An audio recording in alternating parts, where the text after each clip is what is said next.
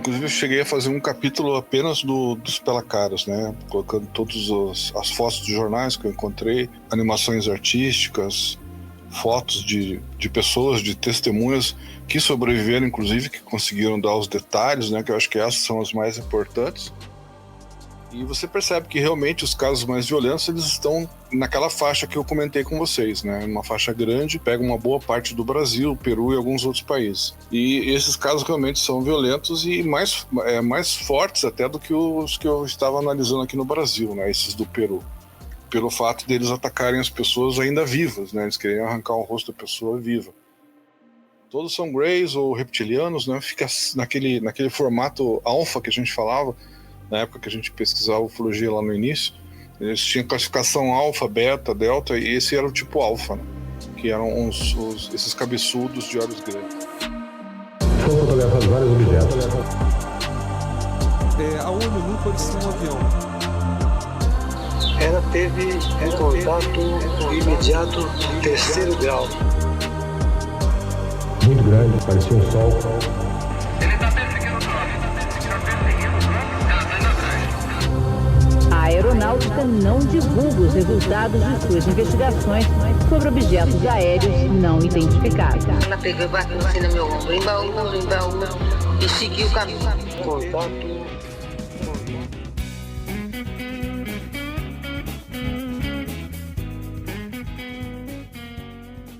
Olá, olá, olá, contatados e contatadas. Sejam bem-vindos e bem-vindas a mais uma edição do O Contato Podcast, o seu podcast de ufologia que toda semana traz criaturas, coisas insólitas, colheitas, intrusos e muito mais. Eu sou Vinícius Martins, mas pode me chamar de Vini. E lá, em Jaboticabal, Gustavo Cornacchione. Sem brincadeira hoje, Guto. Sem brincadeira. Gustavo Cornacchione. Por quê? O que eu fiz pra merecer isso? Você não fez nada, cara. Hoje eu estou a caráter do nosso convidado, entendeu? Eu estou num nível ali mais comedido, entendeu? Entendi. Como estás? Eu tô mantendo no réu primário, e você? Mantendo o réu primário, sempre bom pra gente poder gravar um dia seguinte, né? Com essa identidade atual que eu tenho. Ah, então com as outras já foi. Com as outras 4 já. Muito bom, muito bom. E lá em Taubaté, Eduardo Oliveira, como estás? Mais um dia no paraíso. Muito bem, padrão. E esse eu terei o prazer de chamar, falando também a sua cidade, porque agora já começa a não ser só aquele convidado, né? 3 vezes participando com a gente aqui, já tá se familiarizando. Daqui a pouco a gente puxa pra gravar com a gente o tempo todo também. Lá de Guarapuava, ele, o nosso Indiana Jones de Guarapuava, o homem da ufologia, Carlos Alberto Machado, nosso grande professor. Que prazer imenso ter aqui contigo o senhor mais uma vez. Prazer é meu, gente. Obrigado mais uma vez pelo convite. Estamos aí. Vamos lá. O Vinícius, você falou coisas insólitas na hora que você tava fazendo a abertura do episódio. Isso aí seria uma boa tradução pro Stranger Things, né? Coisas insólitas. Totalmente. Só que o bagulho sinistro fica legal. Bagulho sinistro. O bagulho sinistro massa. fica muito bom. Eu gostaria, podia ter também uma treta caótica. Treta caótica. Stranger Things é uma coisa que dá pra gente falar bastante. Até pra galera que ouviu o nosso episódio da semana passada sobre visão remota, né? É um episódio que provavelmente deve ter causado confusão em muita gente, porque ativamos um modo diferentão nosso no bate-papo. É um papo que estávamos conversando aqui em off com o professor e tal. Aparentemente é um papo que poderia muito bem ter sido estendido a algo parecido com Stranger Things. Quem sabe uma continuação desse papo a gente não entra nesse ponto do assunto também.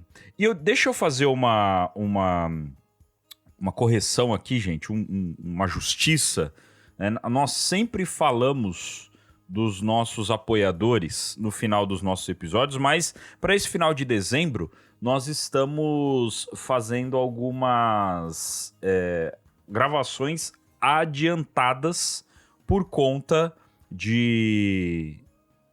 Fazendo algumas gravações adiantadas por conta de final de ano, não é? E nisso, nós acabamos não colocando um novo apoiador que chegou em meados de episódio entre turismo e visão remota, que foi o Rafa. Chegou quietinho, mas já chegou se movimentando dentro do grupo. Seja bem-vindo, Rafa, ao nosso grupo de apoiadores. Pedimos desculpa, mas como estamos adiantando os episódios, você acabou chegando já numa gravação bem mais adiantada e isso acarretou que não pudemos falar o seu nome, tá bom? Mas seja bem-vindo ao nosso grupo de apoiadores. Bom, meus caros, hoje o papo será com Carlos Alberto Machado, um grande amigo nosso aqui, sempre conhecido, sempre citado, e já fazia tempo, né? 60 episódios de podcast O Contato, já fazia tempo que não tínhamos a sua presença aqui para nos abrilhantar com suas falas sempre certeiras e maravilhosas. Então vamos, sem mais delongas, ao nosso episódio sobre Orbes e Pelacaras.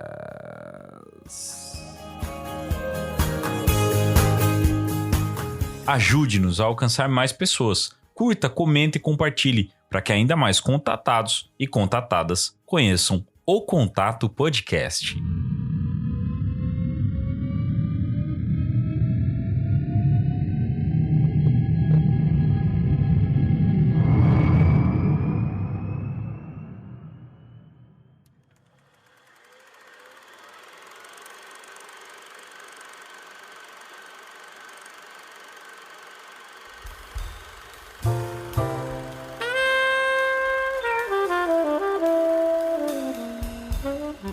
Muito bem, meus caros ouvintes. Hoje, então, um papo bem aberto. Uma coisa diferente que nós fizemos. Nós chegamos no nosso professor, falamos, professor, faz tempo que você não grava com a gente. Vamos lá, gravar? Bater um papo?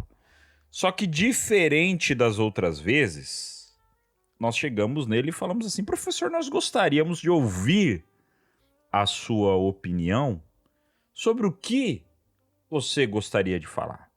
Sobre qual era o seu interesse. E eu te pergunto, meu caro professor Carlos Alberto Machado, qual era o seu interesse para a gente poder falar hoje? Então, essa história dos orbs, eu achei que valia a pena a gente tocar no assunto. Como eu já falei da outra vez, eu estou escrevendo um livro agora, meu terceiro, né? E nesse terceiro livro eu estou falando sobre predadores dimensionais, que são assuntos que têm tudo a ver com os programas de vocês, né? E num dos capítulos eu chego a mencionar os orbs e tento aprofundar um pouco. E até encontrei, inclusive, uma pesquisa que o Jacques Vallée fez em cima dos orbs, que eu acho que é uma coisa que não sei se foi anunciada em livros dele, talvez não, mas eu fiquei sabendo dessa pesquisa através do Daniel Ribisso Gese, que conversou com o Vallée na década de 90, lá no Ceará. E eles acabaram trocando informações sobre isso que a gente vai falar também. E dentro dessa pesquisa que eu estou fazendo, né, eu fiz um levantamento através do Rony Vernet, né, ele me ajudou bastante, e tem mais um outro ufólogo lá do Peru também, Anthony Choi. Os dois me mandaram muita informação a respeito dos pelacaras, né? Inclusive era interessante falar sobre os pelacaras até para o brasileiro tomar conhecimento, que eu acho que eles não conhecem muito sobre isso, é uma coisa recente. Tem muito a ver com as pesquisas que eu tenho feito aqui no Brasil também, de pessoas que perdem o rosto. Por isso que eu pensei em tratar desses dois assuntos hoje com vocês. Bom, pela primeira vez, o nosso caro Eduardo Oliveira está tendo a oportunidade de conversar diretamente com o Carlos Alberto Machado. O Du, quando a gente falou de gravar com o Carlos Alberto Machado, ele já mandou, pelo amor de Deus, por favor, vamos lá, vamos gravar com o Carlos Alberto Machado, eu preciso disso. E nós, né, eu e o Guto, nós tivemos a oportunidade de já falar com o professor outras vezes, e o Du é a primeira vez que tá tendo essa oportunidade. Então, Du, passo a você a palavra, meu cara. Eu queria evitar a tietagem ao máximo, mas é que realmente o Machado a gente até conversou informalmente aqui uma vez. Com o Machado a gente tieta mesmo, cara. A gente tieta. A gente só tieta. Fica à vontade. A gente fez ali a nossa classificação ali de pesquisadores favoritos do fenômeno. Estrangeiros, brasileiros, já falecidos, ainda vivos. E a primeira pessoa ali em que a nossa escolha foi unânime foi justamente o Machado. E gravar com ele uma vez a cada 6 meses estava na negociação para eu entrar para a equipe do Contato. Então, cada semestre a gente precisa fazer um episódio desses, senão é quebra de contrato e eu saio. Mas enfim, vamos tentar começar com essa questão dos pela-caras, que para mim é muito bizarro, assim. Eu até preciso realmente procurar uma palavra adequada para classificar isso, porque esse tipo de coisa é um assunto que me interessa muito, mas eu também não posso simplesmente dizer que isso aqui é uma coisa legal, porque não é. Existem pessoas que estão sendo vitimadas por um fenômeno que está acontecendo na Amazônia. Quem faz uma busca na internet a respeito disso, nota que ali para meados de julho e agosto do ano passado, o noticiário internacional começou a falar mais a respeito disso, especialmente por uma matéria que foi feita por um jornal do Peru, né, que é onde esse fenômeno acontece. Mas isso já acontecia antes, quando isso começou, como que o fenômeno evoluiu, antes da gente realmente caracterizar o que é o fenômeno dos pela-caras e tentar comparar com outros fenômenos da Amazônia. Então, mais ou menos em que época a gente pode falar que isso começou? O problema é que o termo pela-cara, ele já vem de uma lenda indígena lá do Peru, que já existia há muitos anos. Passou oralmente de uma geração para outra. Então, já existiam histórias assim de uma criatura que tirava a cara, o rosto, né, das pessoas. Lá principalmente naquela região andina que pega o Peru, o Chile, Equador e outros países ali, né? Isso já vem desde a conquista espanhola, para você ter uma ideia. De acordo com as pesquisas que eu fiz, inclusive vários autores, eu encontrei 5 autores que falam sobre essa lenda indígena dos pela-caras. Eles receberam também, ele recebeu um outro nome, que agora não estou me recordando, mas assim que eu achar aqui eu já falo. Saca-graças era um dos termos que eles usavam também naquele período. Mas assim, os casos mais recentes começaram em 2013, com, vamos dizer assim, os casos contemporâneos, né? Eles começaram em 2013 e vieram vindo, né? Até 2015, acho que até um pouco mais. Eu tenho casos aqui até eu separei aqui alguns casos que eu achei interessante, né? E eles vão vindo até, deixa eu me lembrar aqui o período, 2018, 2020, 2022, 2023... Acho que vem até 2023, os que eu consegui levantar, né? Uma coisa que eu notei que o Rony Vernet, ele até novembro de 2023 eu tenho casos aqui registrados. O Rony está evitando falar sobre isso e usar esse termo pela-caras, porque lá no Peru começou a se confundir esses alienígenas, vamos dizer assim, que se chamavam pela-caras, que estavam retirando o rosto das pessoas, com alguns casos de queima de arquivo, de traficantes, que lá existe muito esse problema também. Então começou a haver uma espécie de uma confusão, porque as pessoas, em sua ignorância, de um modo geral, começaram a chamar de pela-caras todo tipo de caso que envolvia, inclusive, pessoas que estavam sendo vítimas de queima de arquivo. Então começou a se misturar as coisas. Por isso que ele está evitando, inclusive, usar esse termo. Eu achei interessante adotar o termo, porque como nós estamos em outro país e a gente está um pouco por fora do que está acontecendo lá, e eu fiz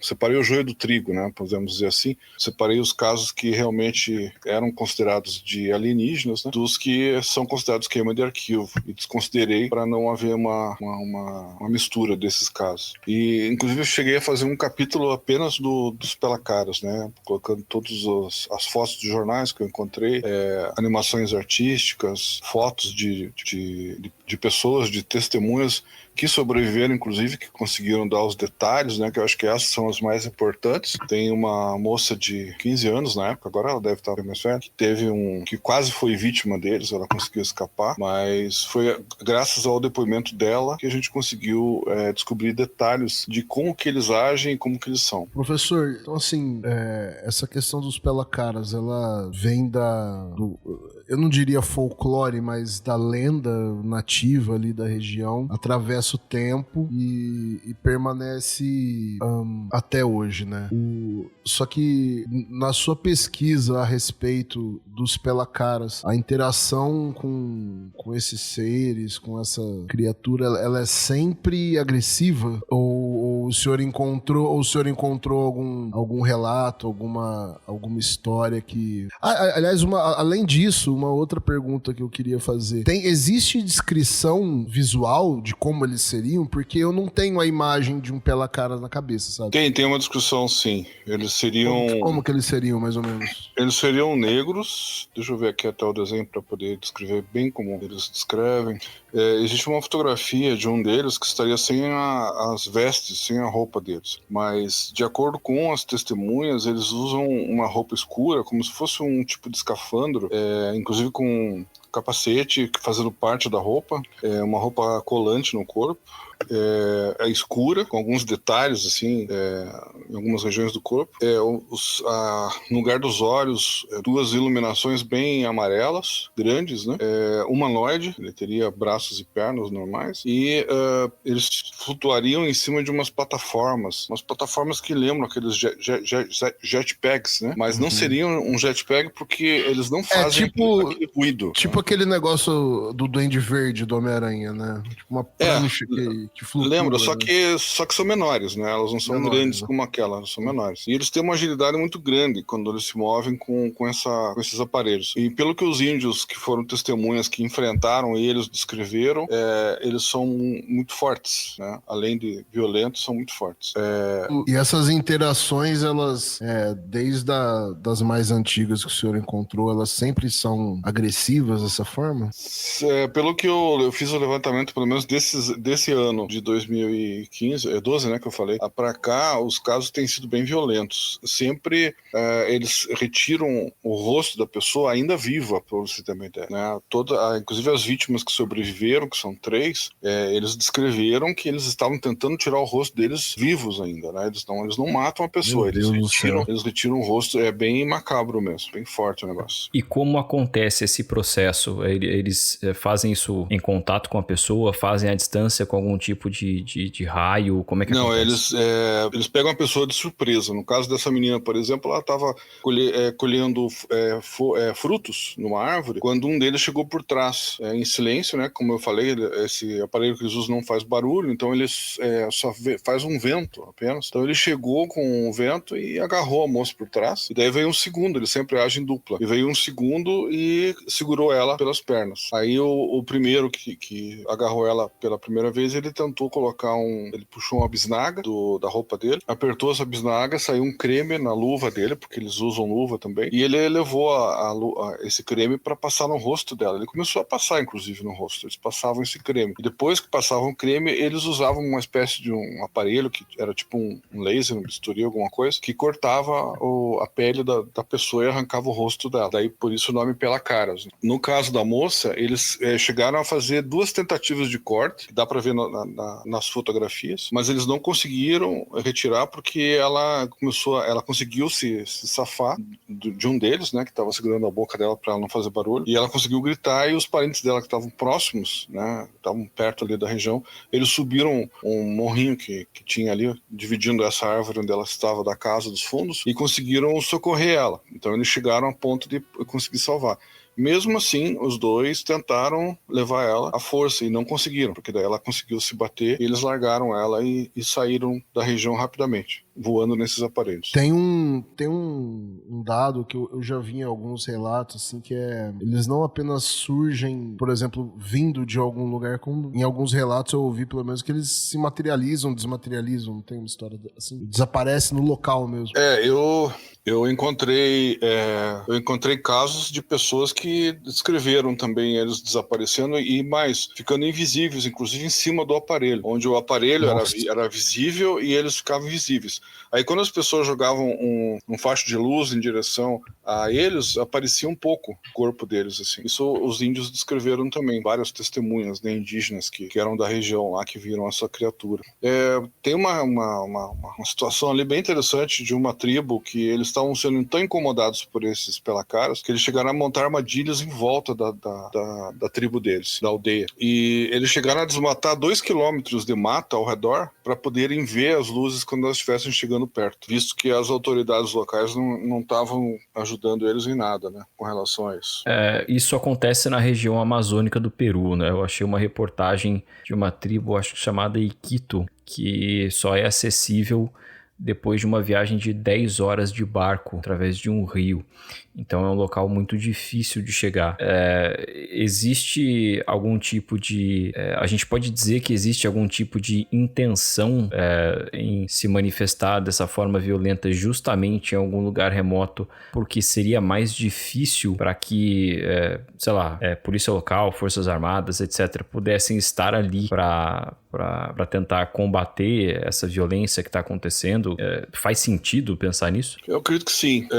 As pessoas, como a maioria das vítimas são indígenas, né, eles vivem mais perto da mata, então fica mais fácil para quem conhece um pouco da nossa cultura, né, já percebe que eles têm dificuldade de comunicação com as autoridades, com a civilização de um modo geral, né? Então fica mais fácil para eles atacarem essas regiões, né? E eles, de preferência, atacam pessoas novas, né? São jovens, moças ou rapazes mais novos, né? Eles têm preferência por uma pele mais nova. Isso é bem perceptível. Tem uma das testemunhas que sobreviveu ao encontro deles, que era um senhor já de idade, e eles confessaram para ele que ele não interessava por conta do avanço de idade que ele tinha. Ele já estava com a pele enrugada, então não interessava para eles. E ele foi uma das primeiras pessoas, inclusive, a ver uma dessas criaturas lá naquela região. E depois eles falaram para ele ainda, nós queremos pessoas mais novas. E daí saíram.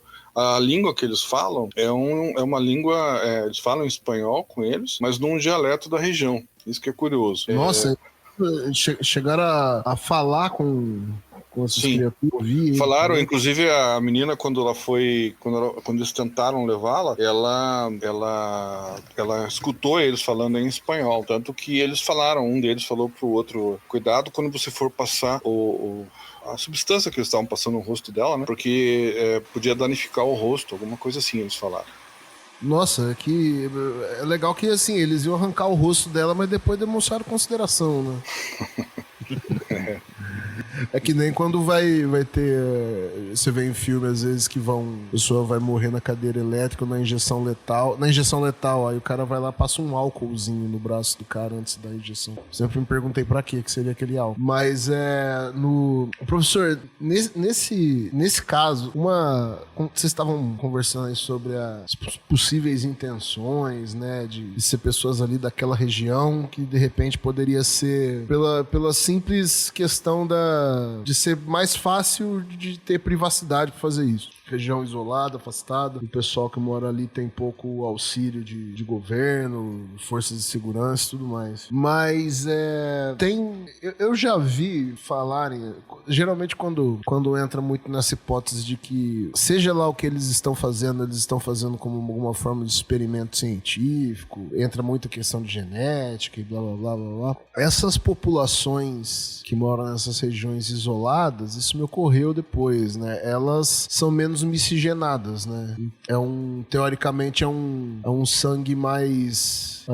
não entendam mal a palavra que eu vou usar, mas um sangue mais puro, digamos assim. Não teve, talvez, assim, tantas misturas de raças quanto se você for pegar uma pessoa que mora num grande centro urbano. Isso o senhor acha que pode ter a ver também? Ou seria simplesmente uma questão prática, né? De, eu vou fazer isso aqui porque aqui ninguém vai ver, aqui e vou fazer isso aqui porque tá perto de mim. Afinal, a lenda dos Pelacaras é daquela região, não é de agora, né? Já vem de muito tempo. Na verdade, eu não sei, a gente tem mania, né? A gente tem costume de usar a nossa lógica, né? Lógica humana para tentar resolver as situações e os problemas. E a gente acaba ficando preso a certas opiniões. E essa é uma delas, né? O pessoal fala, não, deve ser o sangue, deve ser o tipo de sangue, deve ser...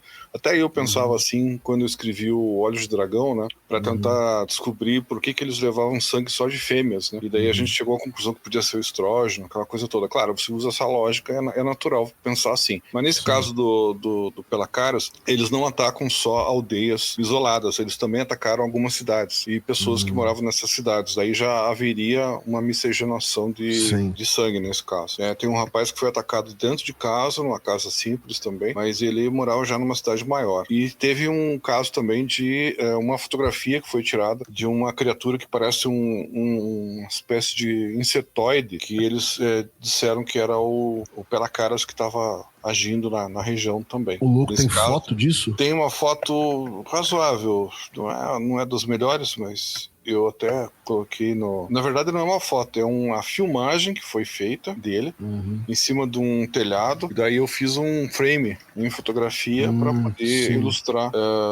poder ilustrar o livro, né? Mas ele foi filmado, na verdade. Ele estava se movimentando em cima de uma casa onde tinha tido um ataque recentemente ali. E é uma criatura bem estranha mesmo.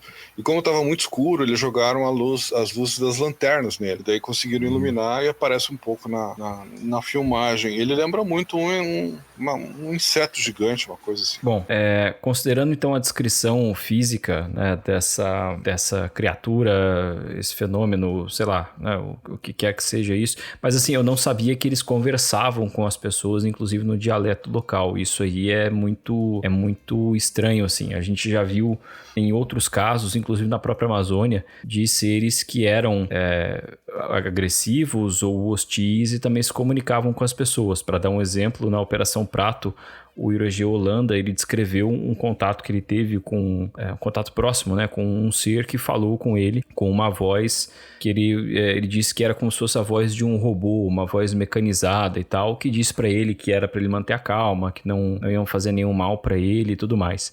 Considerando isso, existe algum outro paralelo que a gente pode traçar desses ataques dos Pelacaras com outros fenômenos anômalos que acontecem na Amazônia? Por exemplo, chamou muita atenção agora, esse ano, a pesquisa que o Rony fez no Acre, que ele conseguiu captar imagens dos fenômenos no céu e tudo mais. E, claro, acho que a história mais famosa é justamente os ataques lá da luz vampira da Operação Prato. Existe alguma outra característica que a gente pode traçar nesse sentido? Olha, curiosamente eu peguei o mapa que o Rony fez, mostrando o número de ataques que teve, né, do Pelacaras, e peguei também um mapa que o Daniel Ribisso fez no livro dele, né, na década de 80, mostrando a Operação Chupa-Chupa, né, e juntei os dois mapas, coloquei os dois na mesma escala, coloquei eles em cima da América Latina e descobri que é uma faixa onde ocorreram todos esses casos, tanto o Pelacaras quanto o Chupa-Chupa. E achei bem interessante. Eu até cheguei a mostrar isso na minha palestra que eu dei lá na CBU semana passada. E achei até que ia chamar a atenção do público, né, com relação a isso, porque me chamou a atenção que é uma faixa que pega vários estados, né, brasileiros, peruanos, né, enfim, é uma faixa que atravessa a América Latina e é onde estariam concentrados esses casos, né, tanto de Chupa-Chupa da década de 70 quanto dos Pelacara, perdão, agora em 2000 e alguma coisa.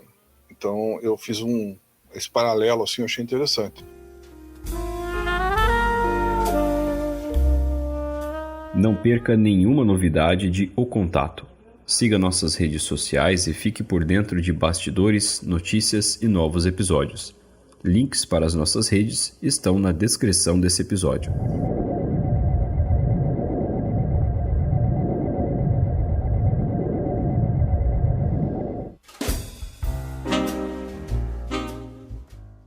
Deixa eu aproveitar para fazer uma pergunta.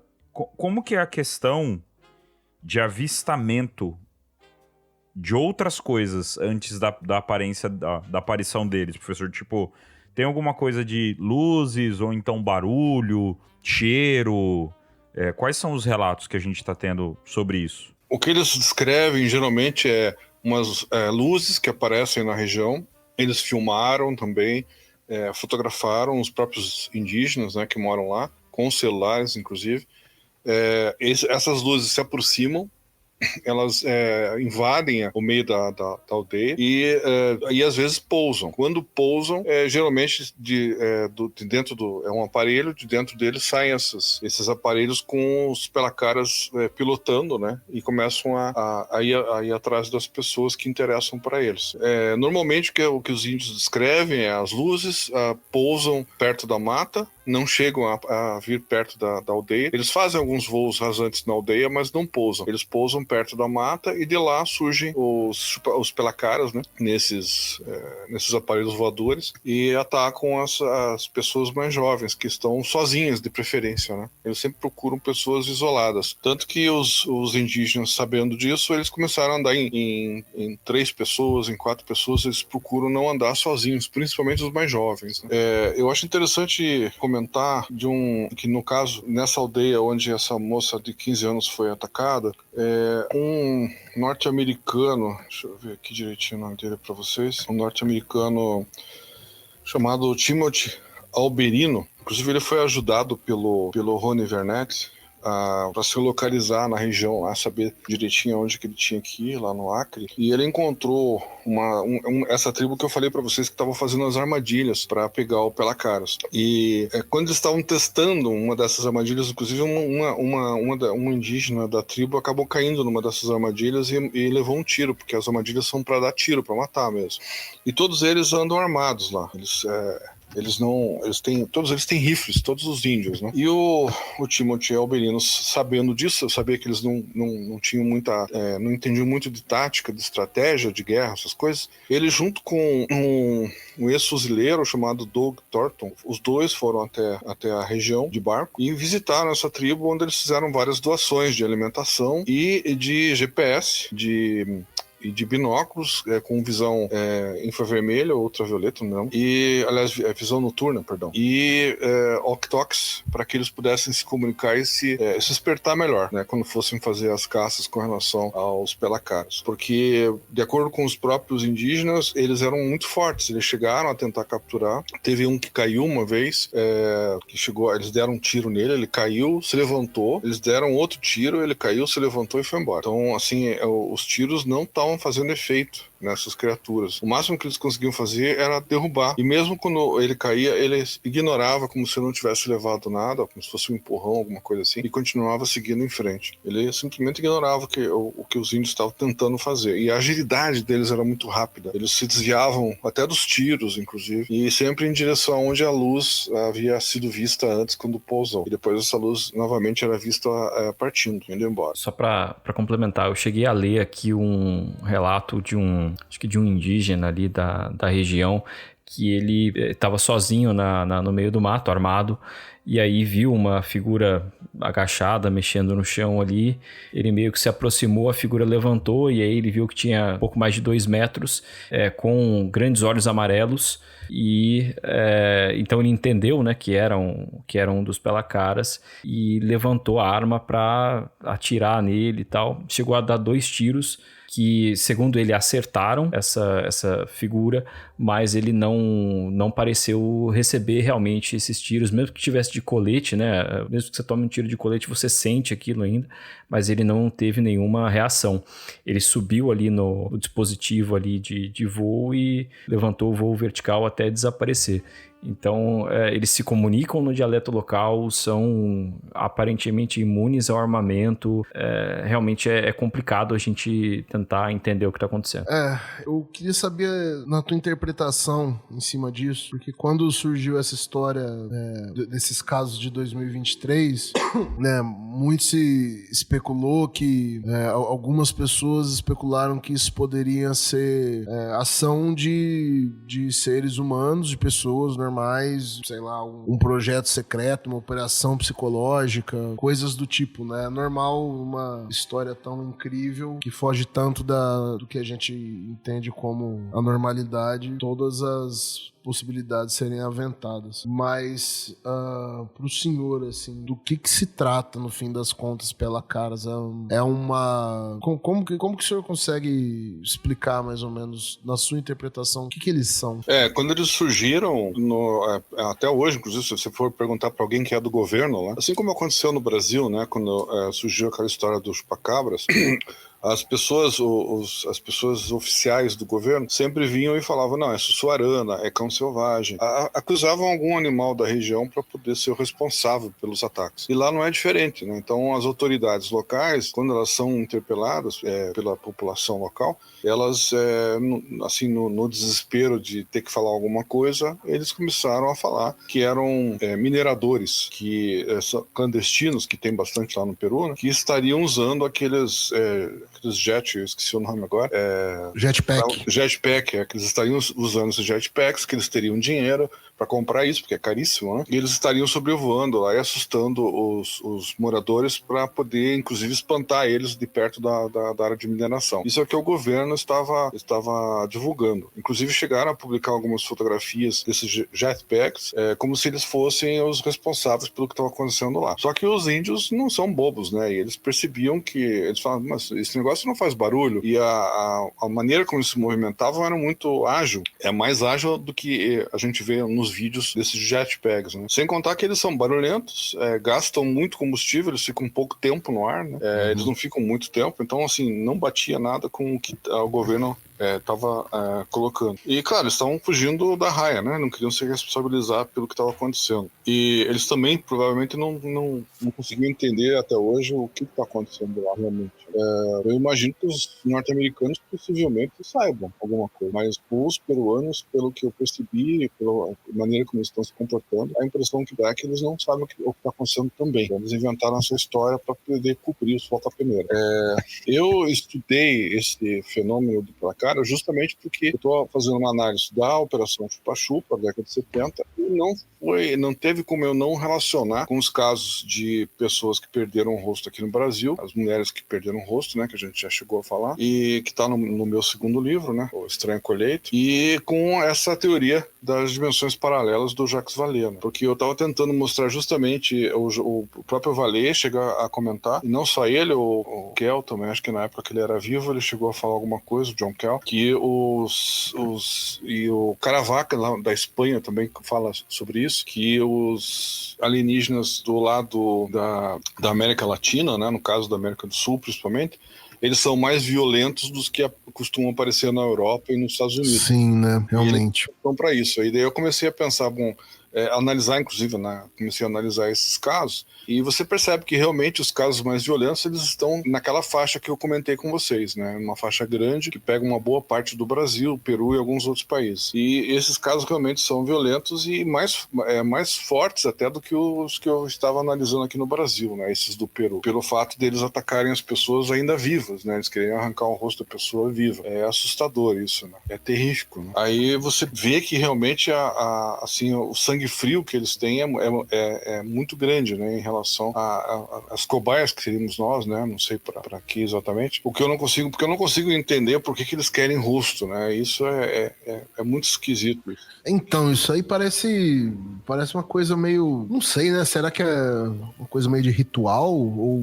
o pessoal chegou a comparar com o Predador, né? O filme lá do Predador, que eles tiram uma... Orelha, né? Não só a orelha, é como se fosse um troféu, né? Um troféu da tua vítima, né? Aí, sei lá, mas assim, é aquilo que eu falei pra você no início, né? A gente pensar assim seria pensar muito humano, né? E a impressão que dá é que essas criaturas não são humanas, pela maneira como se comportam e como agem, né? Por isso que então não bate isso aí o senhor já tem como ponto passivo, já aqui. Sim, não, isso não são seres humanos que estão fazendo isso, não.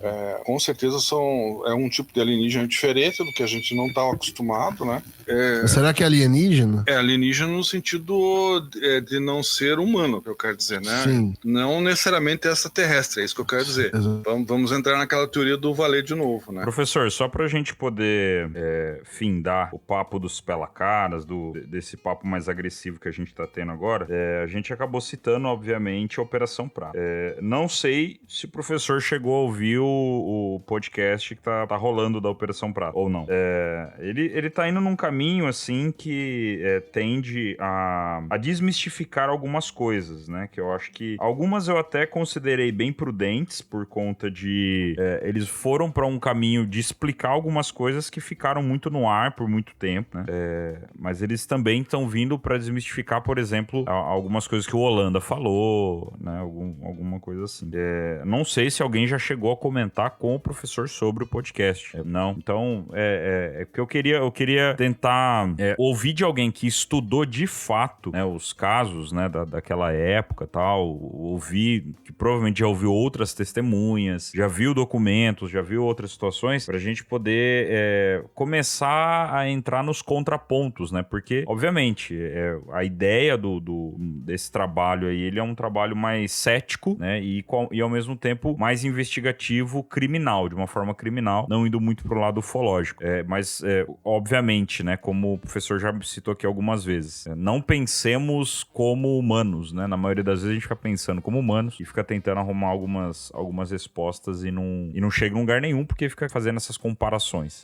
Agora, partindo então dessa, né, até desse ponto que eu perguntei, dos avistamentos, dessa questão de avistamento antes dos pelacaras aparecerem, a gente tá tendo agora um momento muito complexo que tá acontecendo, que são esses drones que estão surgindo em aeroporto, em tudo quanto é lugar e tal, base militar, em várias situações, e alguns deles estamos tendo as situações com orbes. Fazendo ainda a relação com os pelacaras. Houve aparição de orbe no mesmo lugar onde os pelacaras surgiram, e essas orbes tiveram alguma ação também parecida com o que aconteceu na Operação Prato, o que aconteceu com o fenômeno chupa-chupa, de agredir, de machucar as pessoas? Não. Os casos que eu li e pesquisei sobre os orbes que apareceram nas tribos só assustaram a população, né? E até uma indígena que estava grávida, ela perdeu o filho porque ela tropeçou no susto e acabou caindo, né? E daí com a queda ela acabou tendo um aborto espontâneo. Mas tirando esse incidente, né, que foi um incidente mesmo, não foi proposital, eles só assustam, eles só aparecem, assustam, às vezes são filmados, fotografados e vão embora. Nesses casos eles são amistosos, vamos dizer assim, né? Também não dá para garantir que esses orbes tenham ou não relação com os pelacaras, não dá para ter certeza, né? Foi visto já algumas luzes, né, que o pessoal pode confundir também com esses orbes, que são os que pousam, né, na mata, tanto que, como eu falei para vocês, nessa tribo específica que o americano esteve lá, eles cortaram 2 quilômetros de mata ao redor da aldeia para poder visualizar quando esses objetos apareciam, né, para poder espantar, para não serem pegos de surpresa como estavam sendo pegos, e eles estavam se prevenindo, né, da melhor maneira que eles podiam. Eu achei essa estratégia bem interessante. E o norte-americano, inclusive, comenta isso, né, no depoimento que ele dá, que ele gostou dessa estratégia que eles fizeram, que ela realmente ajudou a proteger um pouco mais a tribo deles, né. Mas eram várias tribos que estavam sendo atacadas, não era só essa. Essa foi a que teve aquele caso da menina dos 15 anos que eu comentei com vocês, que ela teve acesso a eles. Existem outros fenômenos que se manifestam junto dos pelacaras, além dos orbes e dessa luz que pousa e depois eles saem, não?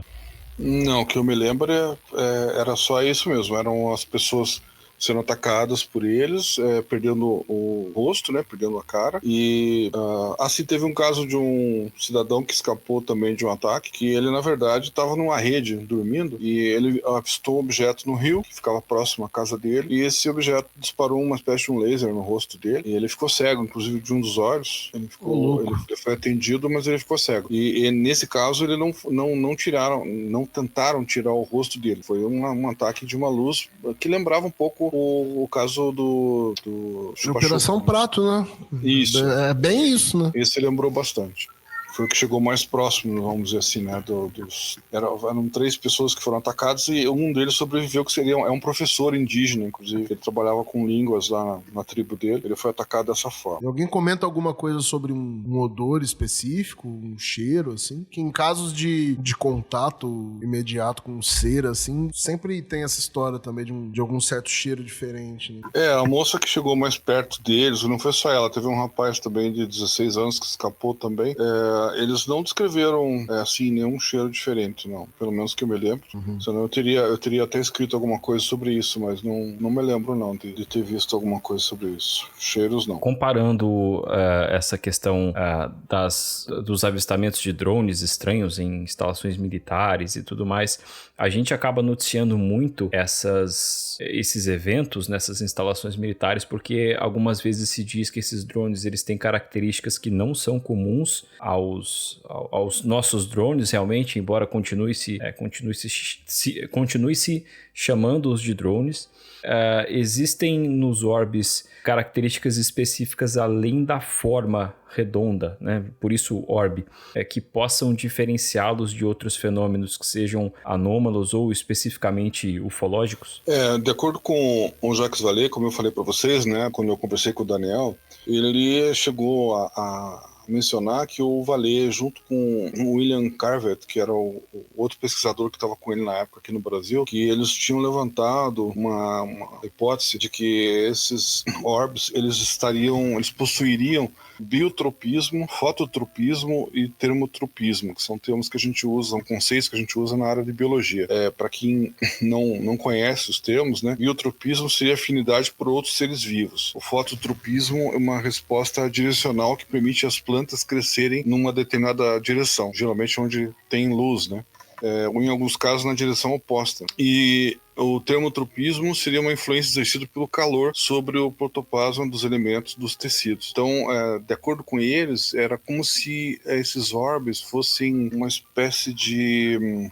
como é que eu vou chamar? Eu até dei um nome aqui para eles. Seriam como se fossem patrulheiros da natureza ou coisa parecida. Eles estariam cuidando da natureza usando esses conceitos, né, para existir. Então eles conseguem captar vida biológica, eles conseguem captar calor e inclusive naqueles casos do chupa-chupa a gente tem pessoas que acendiam um cigarro e a luz já vinha em direção a ela, né? Ou então as fogueiras que eles acendiam também na frente das casas acabavam atraindo esses orbes. E essa era a ideia que o Jacques Vallée estava tentando trazer na época, né? Eu não sei se ele levou à frente essa pesquisa, ele comentou isso com o Daniel Rebício naquela época, né, quando eles se conheceram, e o Seixas, que chegou a fazer um levantamento jornalístico também dos casos, também comentou alguma coisa sobre um tipo de operação alienígena de monitoramento dos ecossistemas amazônicos, onde eles estariam cuidando da região. E esses sustos que eles dão nas pessoas é justamente para espantar elas de alguma situação que elas poderiam estar criando e eles estão tentando evitar. É mais ou menos isso que eu consegui levantar com relação a esses biotropismo, fototropismo e termotropismo que o Daniel chegou a comentar. É como se o Vallée estivesse dizendo que essas sondas ufológicas elas seriam seres naturais, na verdade, né? Sim. Um tipo de maquinário dotado de conhecimento, né, que prioriza a preservação da natureza nesse caso. Sim, o que eu acho interessante nessa questão de orbe é que eu não sei se sempre foi assim, mas atualmente é o que mais é avistado, mais é relatado, né? Sejam objetos que aparentam ser metálicos ou que são simplesmente bolas de luz, bolas de energia. Tem relatos semelhantes tem relatos que contam avistamentos que ocorreram ao nível do chão, outros com objetos semelhantes que aconteceram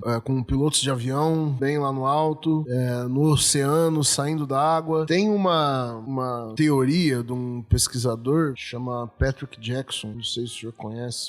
Acho que já. Ele cita, no livro dele, ele constrói lá um argumento, um raciocínio para defender essa ideia aí. Ele cita que esses orbes eles seriam como um sistema de defesa de uma outra inteligência, mas que habita aqui também, né? Então, se a gente entrar no na hipótese, partindo do pressuposto de que, beleza, existe uma outra civilização que nós desconhecemos, mas que vive aqui, seja, sei lá, que vive em um ambiente físico, mas que a gente não acessa, ou numa outra dimensão, mas aqui, seria, se eles moram aqui, da mesma forma que a gente teria nosso sistema de defesa, eles teriam o deles também. E essa hipótese desses seres que os protetores da natureza, né, os guardiães da natureza, que toda a cultura nativa vai ter o Deus que protege os rios, a entidade que cuida das matas. Seria um sistema de defesa também, de certa forma, né? Inclusive o Patrick Jackson, ele chega a colocar que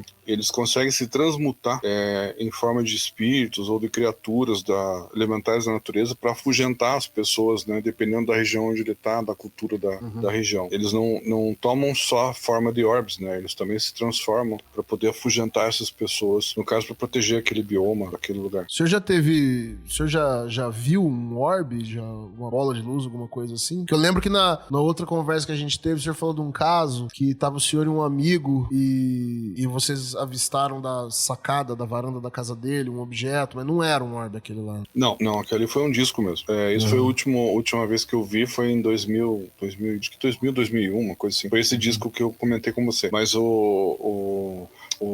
a sonda, ou o orbe, eu gravei ela em 97, lá na região dos ataques do Chupacabras, Campina Grande do Sul. 2 noites seguidas eu cheguei a gravar em Super VHS na época, até tá no meu documentário, né, o dossiê Chupacabras. Você assistindo o documentário, tem um trecho lá das filmagens que eu fiz. Sim.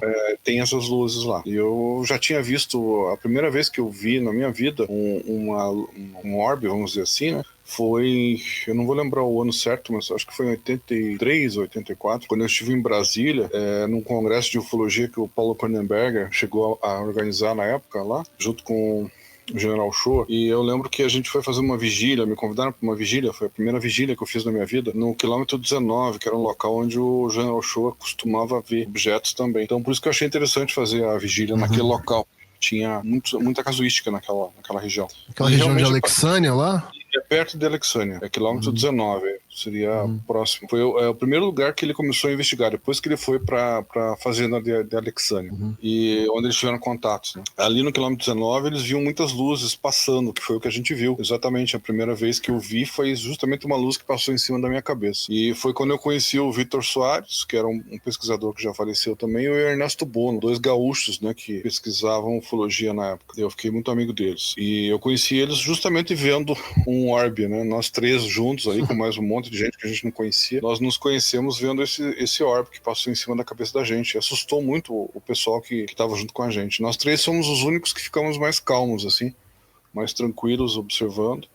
Não perdemos nenhum segundo de observação, foi bem interessante. Mas foram essas 3 vezes assim que marcaram a minha vida, né? A primeira vez que eu vi lá em Brasília, em 83, a segunda em 97, que eu gravei, filmei na câmera e coloquei no meu documentário, e isso bolas de luz, né? Depois eu vi um disco voador mesmo, foi em 2001, acho, na casa de um amigo, não foi num apartamento, foi numa casa, ele morava numa casa no térreo, e da casa dele a gente viu, em direção a uma colina, uma montanha, um objeto em formato de disco voador mesmo, ele tinha um disco mesmo, era um disco amarelo, com uma luz no meio, branca, que ficava indo da direita para a esquerda, do lado de fora desse objeto. Seu apoio é essencial para continuarmos com o podcast O Contato. Contribua no Apoia-se e faça parte dessa jornada com a gente.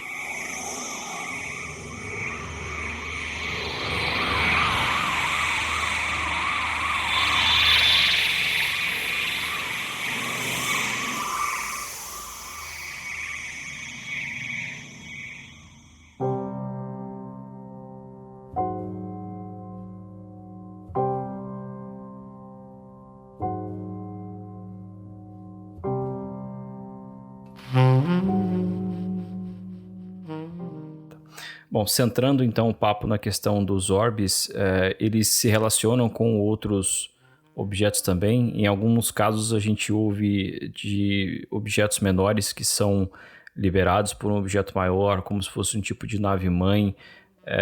Como que a gente pode considerar isso? É uma espécie de comportamento mais a regra, mais a exceção?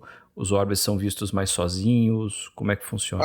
Se vocês permitirem viajar um pouco, a gente pode até imaginar o seguinte... Por favor, é isso que eu mais quero.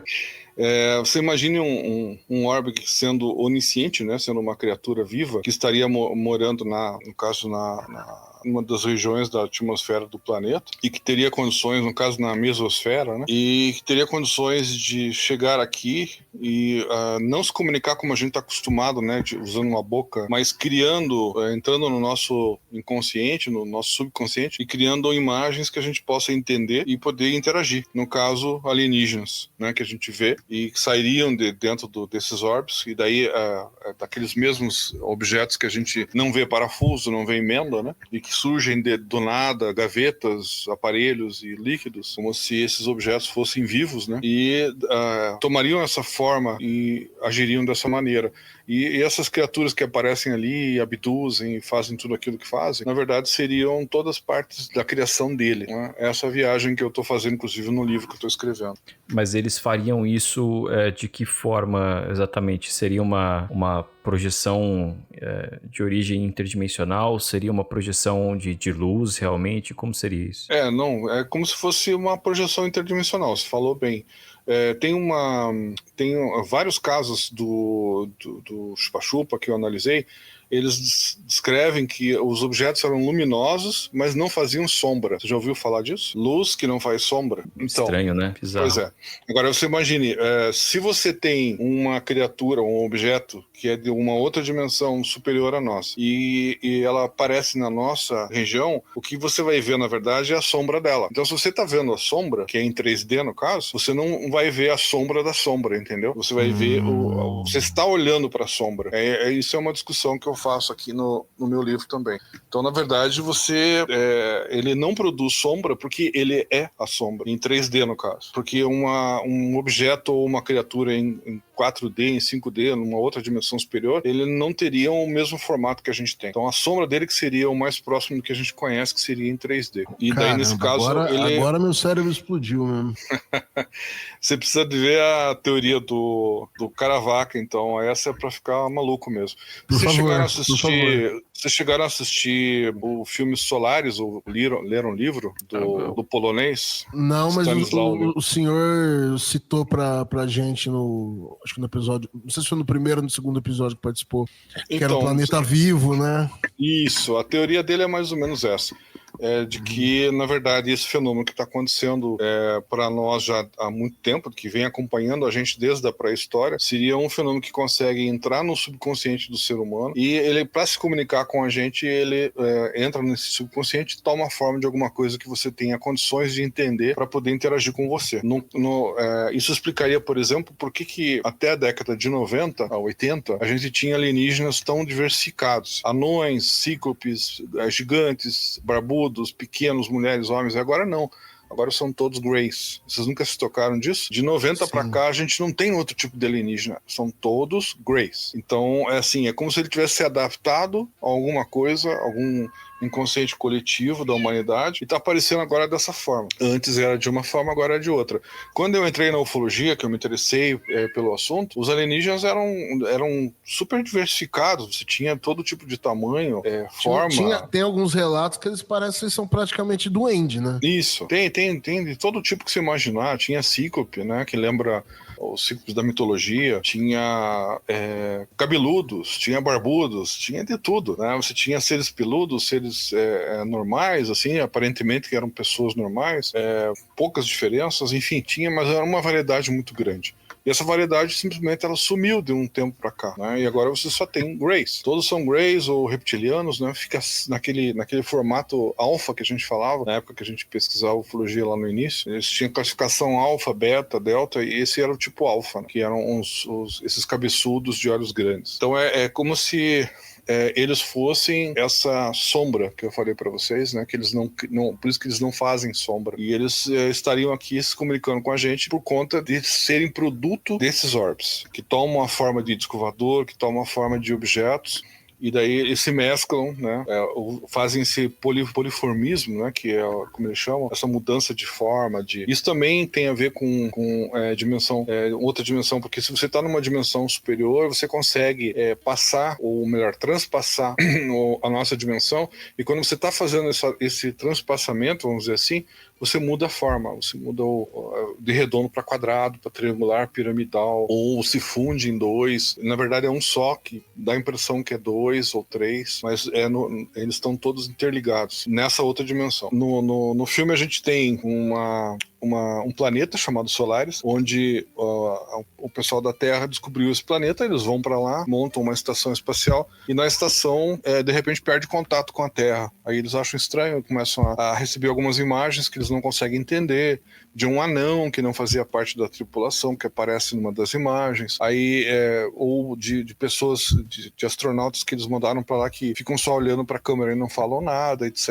Eles acham aquilo esquisito e mandam um psiquiatra num foguete para investigar o que está acontecendo. E a primeira coisa que o psiquiatra faz quando chega lá é tentar falar com as pessoas, ele não consegue, todos eles se trancam nas suas cabines, e ele acha aquilo muito esquisito. Ele observa o planeta lá fora e percebe que ele é uma espécie de uma névoa, não tem um corpo físico definido, mas ele fica cansado e vai dormir. E quando ele está dormindo, ele sonha, tem os sonhos dele, e quando ele acorda com a mulher falecida dele, que tinha morrido, né?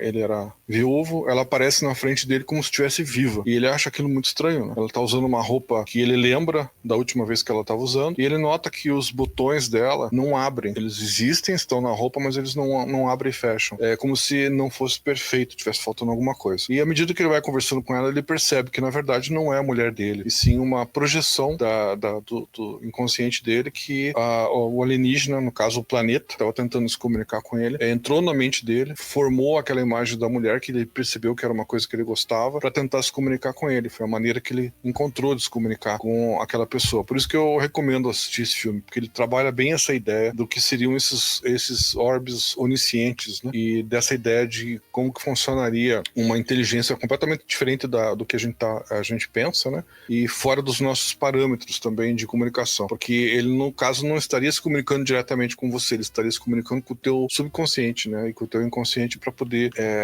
vir ao teu consciente e falar com você de alguma forma. É um filme bem maluco mesmo, mas que eu acho que traz bem essa ideia, eu acho muito interessante. Eu não recomendo que vocês assistam a versão americana, assistam a versão russa, tem quase 3 horas de duração, que é do Tartakovsky, é de um diretor já falecido, um diretor russo, muito bom. Ele só fazia filmes poéticos e foi a única ficção científica que ele fez. Na verdade ele fez 2, mas ele assim escolheu a dedo realmente os livros que ele quis trabalhar para trazer essa ideia de como que seria uma inteligência alienígena completamente diferente do que a gente está acostumado a ver nos outros filmes, né, que a gente vê por aí. Eu ia recomendar justamente que o ouvinte procurasse assistir o filme soviético, né? Eu vi os dois.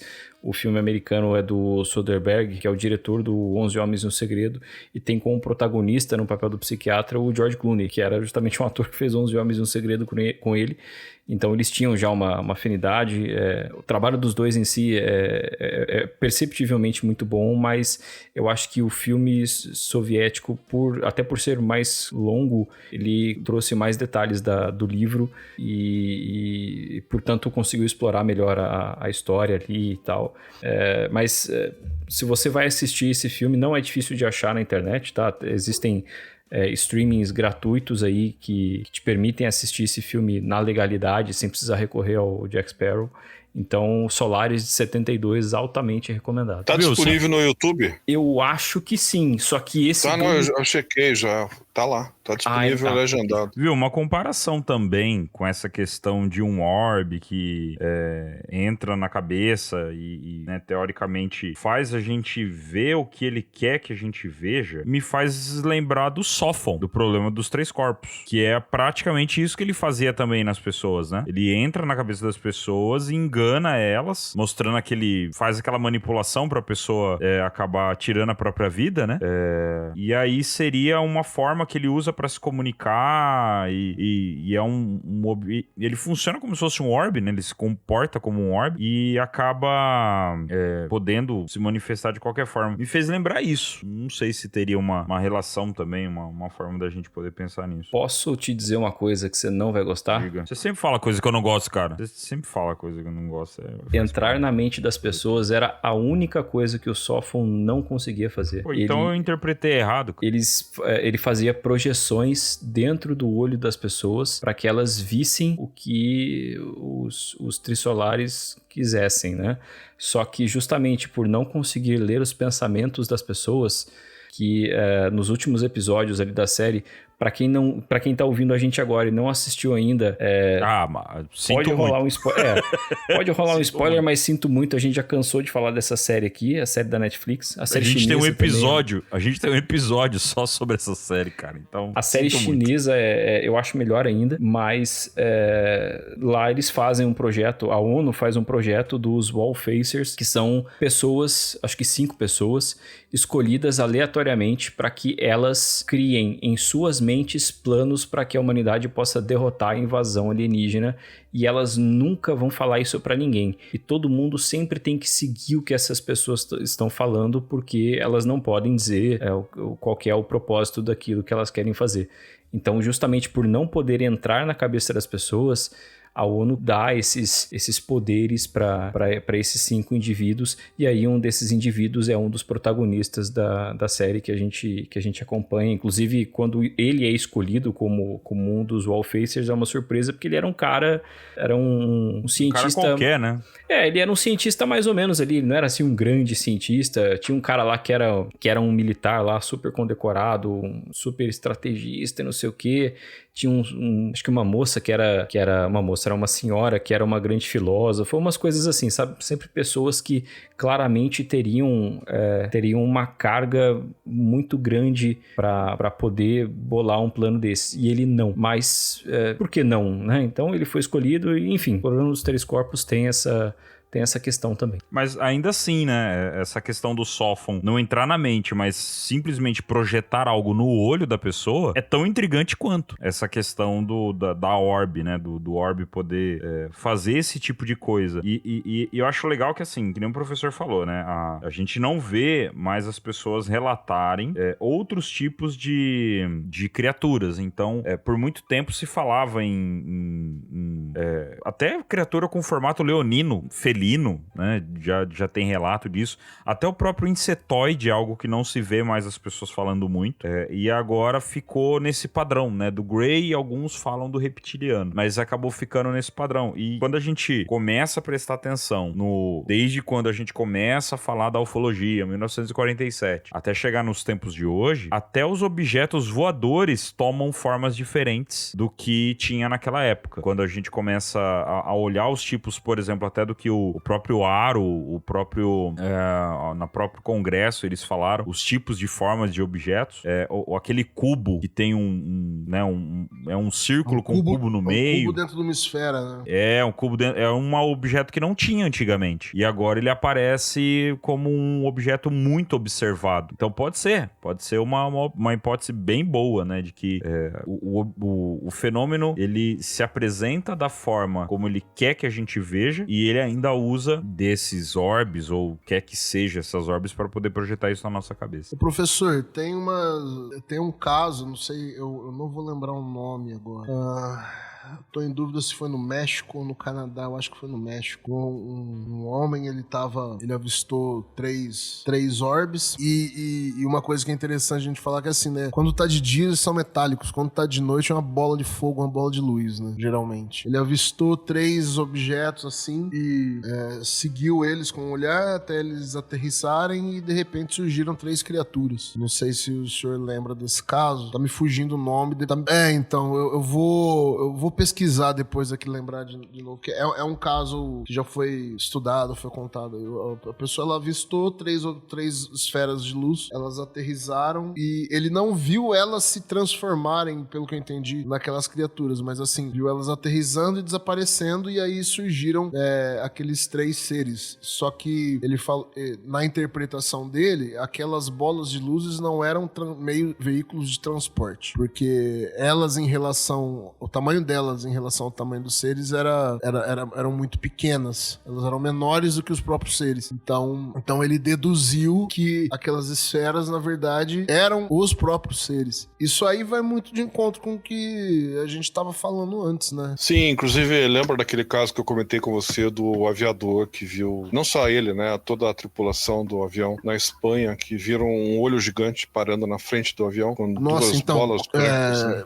Isso aí o senhor mandou pra mim na conversa privada. Conta pro pessoal. Acho que o Eduardo e o Vinícius, eles não ficaram sabendo. Ele estava fazendo um voo da Inglaterra para Espanha, voltando para a Espanha, e eles receberam um aviso para mudar a altitude de 3.000 pés para 2.000 pés, para não chocar com outro avião, e eles fizeram isso, só que quando eles chegaram nos 2.000 pés, um objeto, uma luz, continuou vindo em direção a eles, e de repente ela parou a 10 metros de distância da cabine e ficou acompanhando o voo deles, parada na frente. E era um olho gigante, com veias e tudo que vocês imaginarem, um olho humano. E em volta desse olho, duas bolas brancas iluminadas, né, que eram 3 objetos, só que as duas bolas não tinham um formato definido, eram bolas de energia. E essa do meio, maior, era um olho gigante que ficava parado na frente do avião, né? E enquanto o avião continuava caminhando pelo ar, né, esse objeto seguia junto. E toda a tripulação viu. Aí o copiloto chegou a tentar se comunicar por rádio com esse olho, sei lá o quê, e não conseguiu. Aí eles tentaram fazer comunicação por luzes do avião, piscando, aí os objetos respondiam. E daí eles começaram a tentar fazer comunicação telepática, perguntando se eles eram amistosos ou não. Mas após essa tentativa de comunicação, esses objetos saíram e foram em direção à África, sumiram da frente deles. Quando foi divulgado na imprensa lá da região, na Espanha, a aeronáutica fez questão de omitir a informação de que era um olho gigante, falou só que eram 3 objetos, e não falou também da tentativa de telepatia que o piloto tentou com esses objetos, com esse orbe estranho aí. Selo Salyut 6 de absurdo. Esse com certeza entra. E aconteceu quando esse caso, professor? Ai, já faz tempinho. Foi década de 60, se eu me falo a memória. Deixa eu só um instante aqui, deixa eu ver. Esse tem no portal Fenômeno, se a gente tentar achar? Não, ainda não. Ainda não Jackson. Ô, Jackson. Vamos lá, Jackson. Tem que eu encontrei o caso há pouco tempo no livro do Caravaca, que eu tô lendo. E até eu fiquei impressionado. Inclusive, eu cheguei a mandar pro Gustavo, né?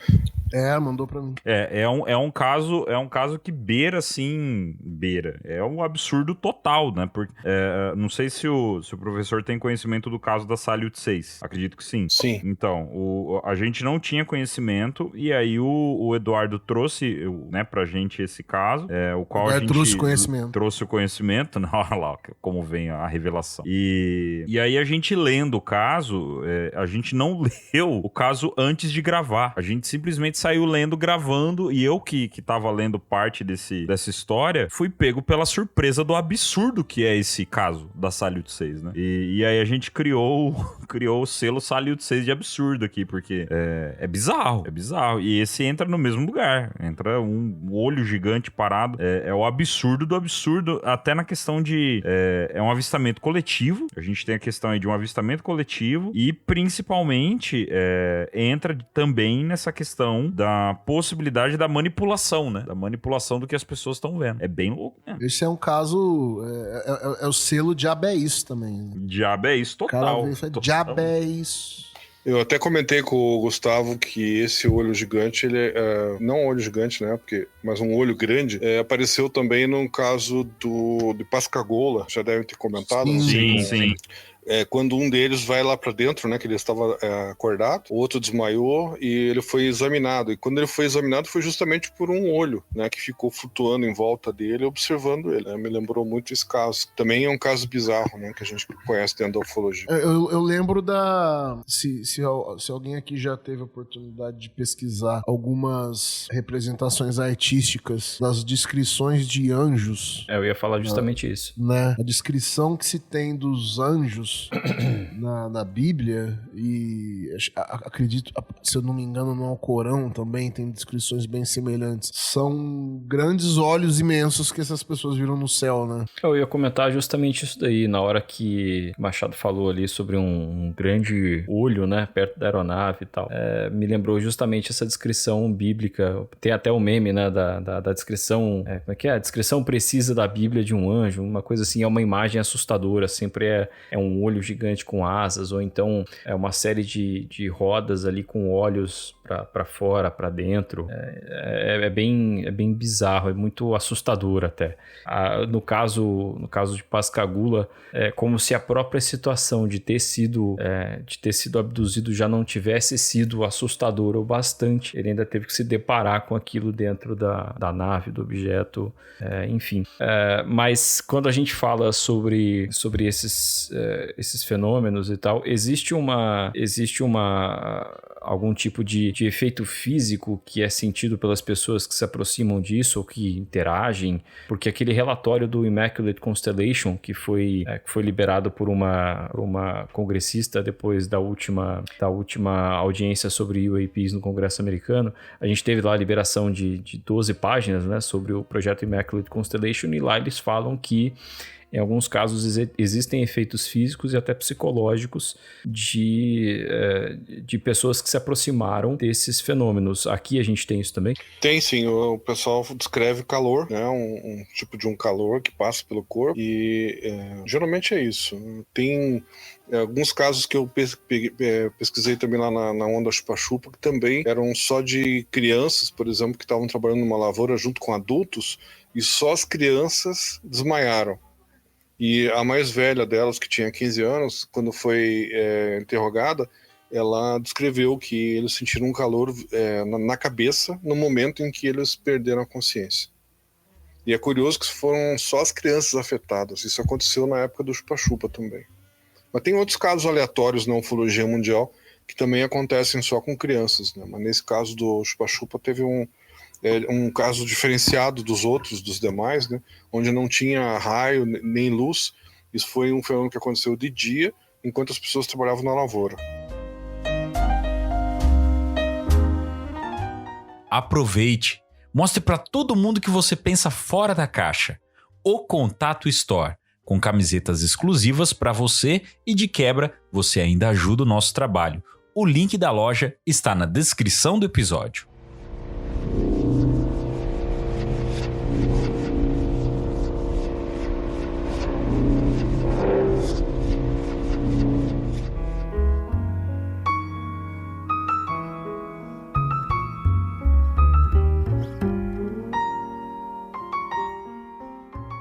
Eu queria falar também, aproveitar que nós estamos falando de orbs, que foram registrados pela NASA, né, uns plasmoides. Não sei se vocês chegaram a falar sobre isso já alguma vez. Não, eu ia até perguntar isso pro professor. Como é que tá, agora que essa teoria ela tá ganhando força, né? Tá ganhando força mais. E tem até um artigo publicado, eu contei 20 e poucos cientistas escreveram um artigo, são todos trabalhando para a NASA.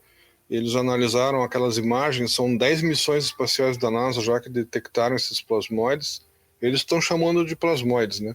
Nós podemos chamar de orbs. Mas eles estão localizados na atmosfera. E eles fizeram um teste bem interessante lá, pegaram um cabo de 19 quilômetros de extensão e geraram um campo eletromagnético nesse cabo, né? E adivinha o que aconteceu? Esses orbes, eles foram todos em direção a ele, como se fossem lá captar aquela energia para eles. Eles se movimentam como se fossem animais, como se fossem inteligentes e tivessem, fossem vivos, né? Fossem seres vivos. Isso foi uma conclusão que eles chegaram no artigo, inclusive, que está publicado em inglês, né? Para quem tiver interesse. Não é difícil de encontrar. São 10 missões espaciais da NASA que detectaram eles na termosfera. E o seu comportamento é semelhante a organismos multicelulares, né? Eles possuem iluminação própria, como se fosse uma bioluminescência, né? E são atraídos por radiação eletromagnética. O comportamento deles é de predadores, né? De energia eletromagnética, no caso. Eles se comportam como se fossem canibais, no sentido amplo da palavra, mas canibais energéticos. E é interessante, eles têm 3 formatos, né? Eles têm o formato de rosca, que, se não me engano, eles concluíram, inclusive, no artigo, que é para quando eles estão em época de acasalamento, né? E é tudo rápido, assim, sabe? Eles se comportam como se estivesse olhando no microscópio, assim, é muito louco. Então estão lá as roscas e vem um objeto e cruza no meio e passa por dentro da rosca. Quando passa por dentro da rosca é como se estivesse fazendo a inseminação. E eles se reproduzem dessa forma. Inclusive eles se reproduzem, depois eles se dividem, né? Em 2, 3. Isso tudo filmado pela NASA. É muito louco isso. Então, inclusive, agora eles estão querendo admitir que muitos desses OVNIs que a gente falava no passado, que são todos esses plasmoides, né? Eles estão tentando agora jogar todo o fenômeno OVNI em cima disso. Claro que a gente não pode deixar isso acontecer, porque não é bem assim também, né? Mas é sempre assim, né? Que nem os drones, né? A gente tem drone agora que voa, que dá para filmar a certa distância, que não tem som e tal, como vocês bem mostraram naquele videozinho que vocês fizeram. Então agora tudo é drone, né? Também não é assim, né? E o ouvinte que fique atento aí à descrição do episódio, o link para esse artigo tá na descrição. Até complementando essa questão, quando o Rony fez aqueles vídeos lá no Acre, é interessante porque, assim, aquele vídeo mais famoso dele, né, daquela bola de luz que fica piscando e se mexe de forma totalmente errática, muitas pessoas chegaram nessa conclusão de que aquilo pode ser um plasmoide ou bioplasma, alguns chamam dessa forma também, e aí tem o orb, enfim, são vários nomes. Só que no relato do Rony, até lembrando o pessoal que em breve é para sair o documentário do Rony também, referente à expedição dele no Acre, tem essa filmagem dessas bolas de luz que se movimentam de uma forma totalmente errática e que parece até não ter inteligência, parece ser um animal mesmo, fica ali voando de uma forma sem ordem, sem nada, e que se alguém chegasse e falasse que são animais, daria muito bem para aceitar essa explicação. Só que, em alguns momentos, tem a tal da nuvem luminescente, que ele acabou filmando, que ele viu essa nuvem aparecendo lá, e tem registro dela também. E existe o relato dele de que quando eles estavam montando lá os equipamentos para filmar, uma dessas bolas chegou do lado dele, como se ela tivesse curiosa. Então, entra nesse caso de que, beleza, podemos até chegar na conclusão de que parte do fenômeno, sim, pode acabar sendo uma nova forma de vida que a gente não tinha conhecimento e que pode ser o tal dos plasmoides, mas não se exclui o resto do fenômeno, né? A gente tem que tomar um cuidado muito grande referente a isso. Vocês ouviram falar do incidente Pentirk, na Inglaterra, no Gales do Sul, país de Gales? Não, eu não conheço. Olha, um caso bem interessante que aconteceu em 2016, em fevereiro de 2016, numa pequena vila e com um casal. Eles acabaram sendo testemunhas de uma coisa muito estranha. Eles estavam vendo aviões da Força Aérea Inglesa sobrevoando a região deles, onde nunca tinha acontecido isso. Eles moram numa floresta. De repente, esses aviões começaram a sobrevoar, fazer círculos na região, e uns minutos depois surgiu um objeto em forma de pirâmide, do nada. Apareceu ali, bem onde os aviões estavam circulando. E de dentro dessa pirâmide surgiram uns orbs em formato de barril, e um deles chegou aí em direção a esse casal, detectou eles, inclusive com um raio de busca, e eles estavam na cor vermelha. E ela, como gostava desses assuntos e tal, ela se afastou do marido, foi em direção a esse orbe, no portão da casa dela, e começou a acenar lá, dizendo que ela era amiga deles e tal. E daí esse orbe mudou a cor de vermelho para verde e saiu uma voz dele, que o marido também escutou onde ele estava, na porta da casa, dizendo que era para eles contarem essa história do que tinha acontecido ali para as pessoas. E ela sempre falando, gritando para ele que ela não representava as pessoas que estavam dentro dos aviões, porque ela tinha concluído junto com o marido que os aviões estavam caçando aquele objeto. Chegaram até a cogitar o ufólogo que pesquisou o caso, que na verdade eles conseguiram fazer uma armadilha interdimensional para pegar esse objeto. Olha que loucura. E esse objeto em forma de pirâmide, né, que era maior, inclusive ele chegou a se acidentar, ele caiu, ele explodiu, a floresta ficou queimada. Bem cabeludo, viu, gente, que aconteceu lá no País de Gales em 2016. Eu também não conhecia, fiquei impressionado com... Nossa, 2016? 26 de fevereiro de 2016. Caramba! É um caso bem interessante. É bom que a gente já teve, dentro da escala Salio de 6, a gente já tem uns 2, 3 casos aqui dentro hoje. É bom que vocês conhecem aquele inglês lá, porque ele pode até confirmar esse caso para vocês, trazer mais alguma informação. Eu acho que vale a pena fazer um programa só dele, sabe? Qual que é o nome desse caso mesmo, professor? Deixa eu ver aqui direitinho. Incidente Bentirk. Não sei por que chamaram desse nome. Talvez seja o sobrenome de alguém ali.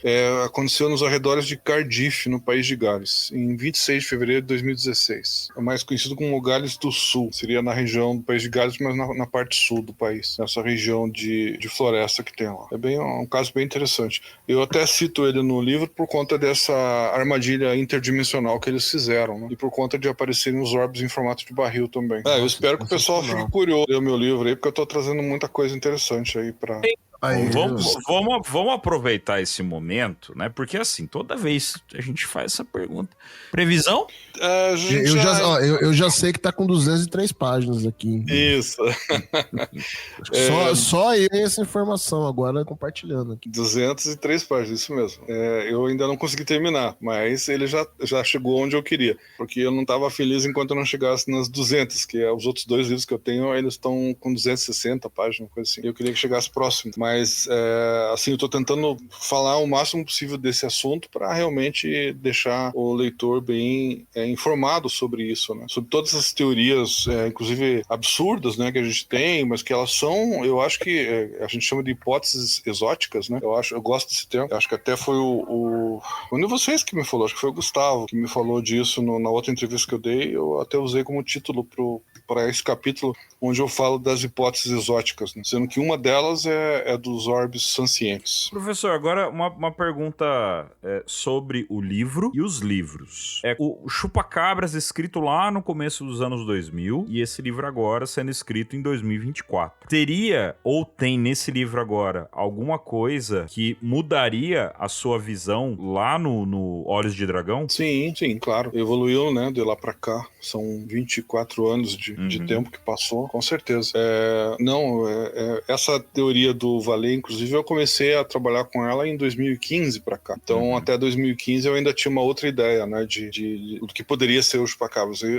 Ela evoluiu bastante nesse sentido, né? Eu acho que ela entra dentro desse... Eu não chego a citar especificamente, né, ou fazer um capítulo sobre isso, mas eu cito em alguns momentos, assim, alguma coisa relativa, né, à pesquisa que eu fiz em 97, que tem a ver, eu trouxe novamente para dentro desse livro, né, para a pessoa poder se localizar e entender os exemplos que eu estou dando, né, para poder entender melhor essa parte do fenômeno que a gente está discutindo. O pessoal, tem muita gente que vem ouvindo os nossos episódios anteriores, inclusive teve até um apoiador nosso, ele tá se familiarizando com a ufologia recentemente, que é o Stênio. Ele é físico também, e ele tem pesquisado, assim, de forma bem forte. E quando ele viu a entrevista, ele já foi atrás dos livros, né? Como eu tenho os 2 livros, na hora que ele perguntou, eu só tirei uma fotinha, ele falou, pelo que eu entendi, isso é uma ostentação. Eu falei, com certeza, isso é uma ostentação.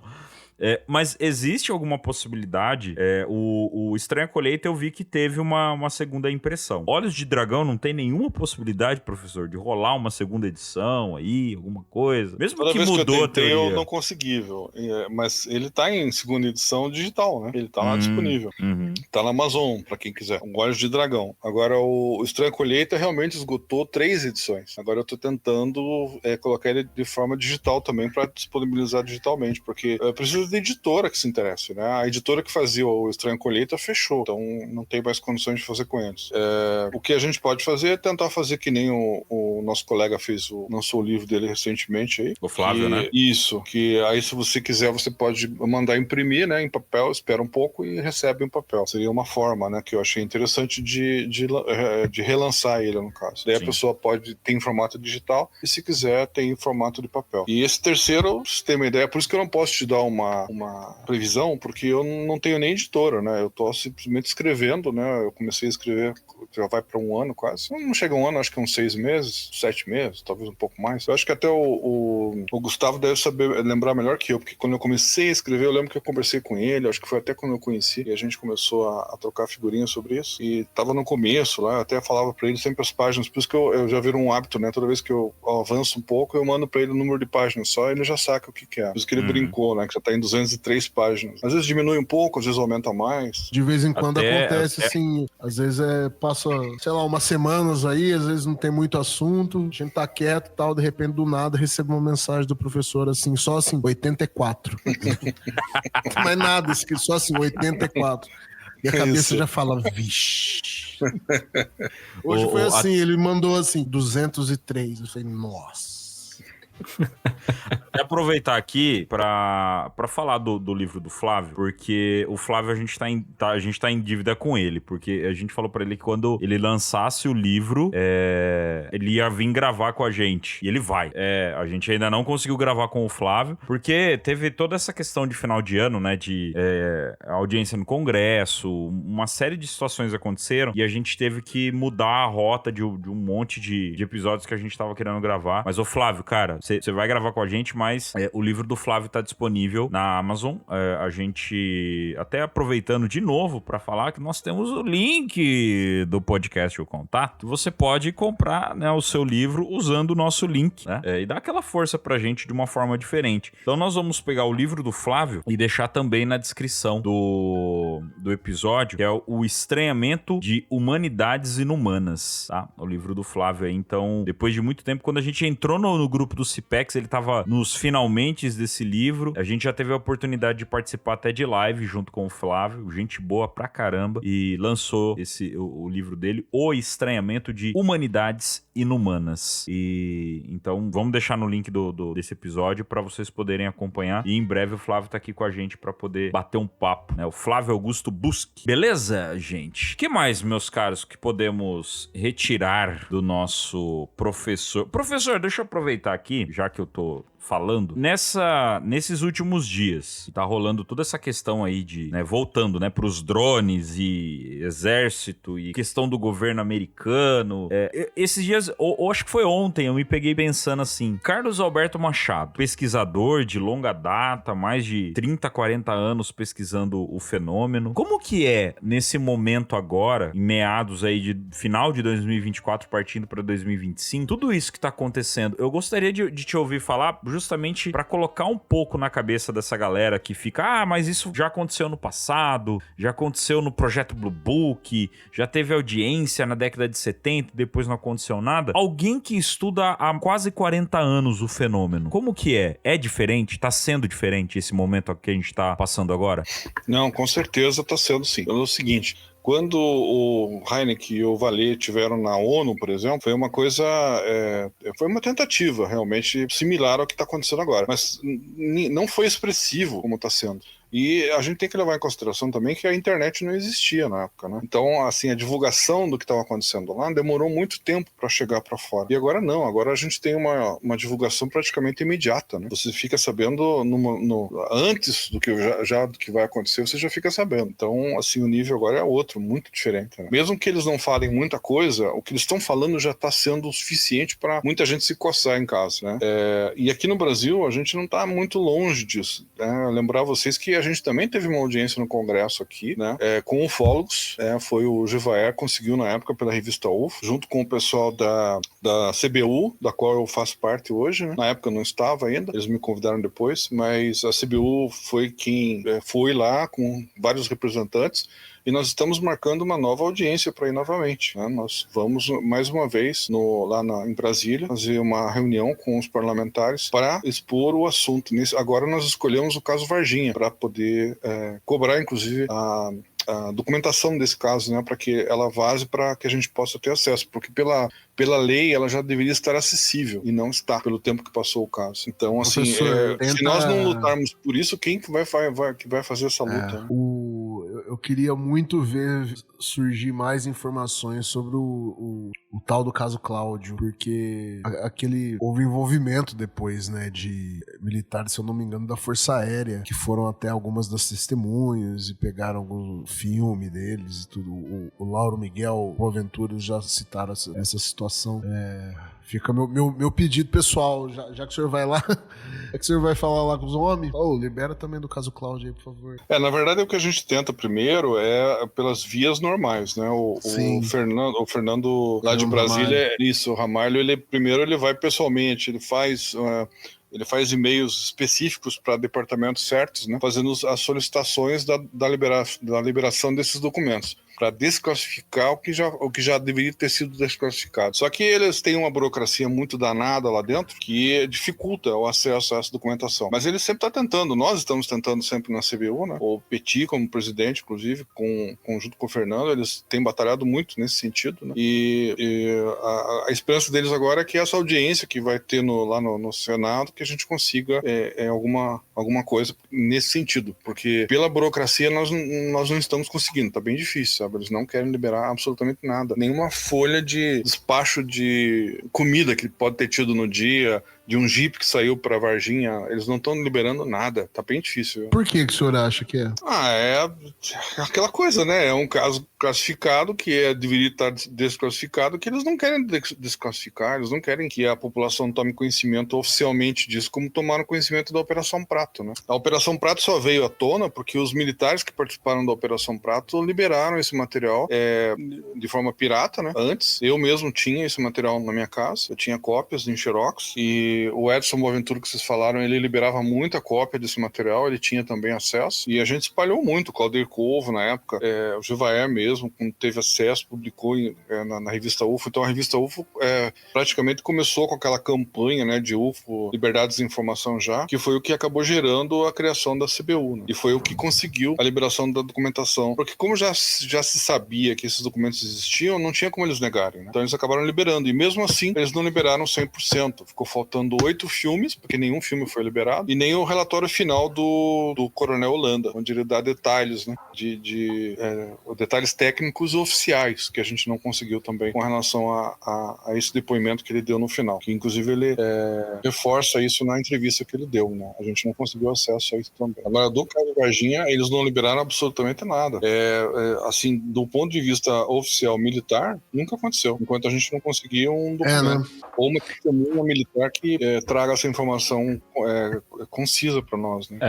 Parece que existe aquele IPM, né? Eu não sei exatamente como aquele inquérito policial militar foi liberado, se foi de forma oficial ou se foi vazado, entre aspas, mas eu acredito que de documentação realmente que tenha, inclusive, salvo engano, faltam páginas na versão que saiu, mas é o documento lá em que pegam lá a foto do Mudinho, fazem várias alterações na foto para tentar mostrar que ele poderia se parecer com a criatura lá que foi vista na cidade, mas assim, realmente divulgar o material realmente nunca foi divulgado. Existe algum parlamentar que já demonstrou abertura para poder ser o canal aí desse processo para tentar a liberação desses documentos? O pior que tem sim, só que eu não vou lembrar do nome agora. Puxa vida.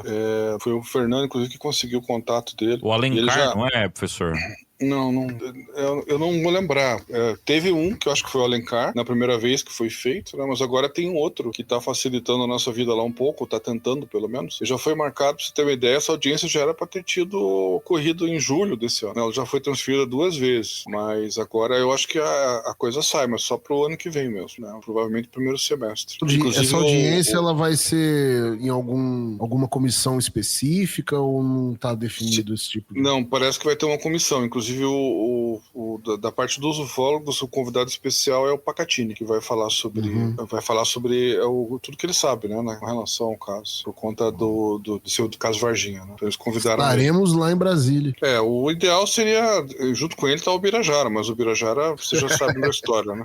Não tá mais com a gente, né? Então não tem como ele participar. Calma, gente, o Birajara não morreu.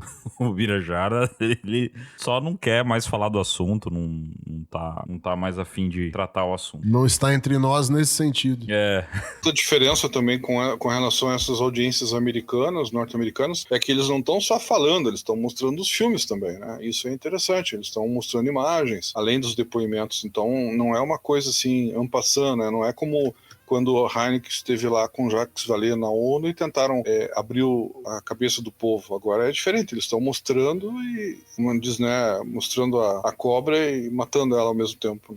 Eu só fico chateado com aquela história de isso eu só posso contar lá dentro. Em audiência fechada, né? E a gente fica naquela expectativa, achando que ele vai falar alguma coisa. É só para assinantes do canal.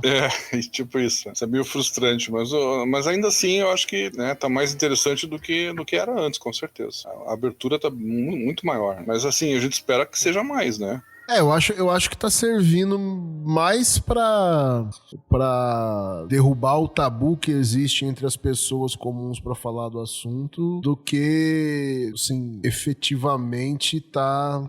O governo não tá se movendo pra ser mais transparente, assim. Criou o ARO, beleza, que é um órgão que...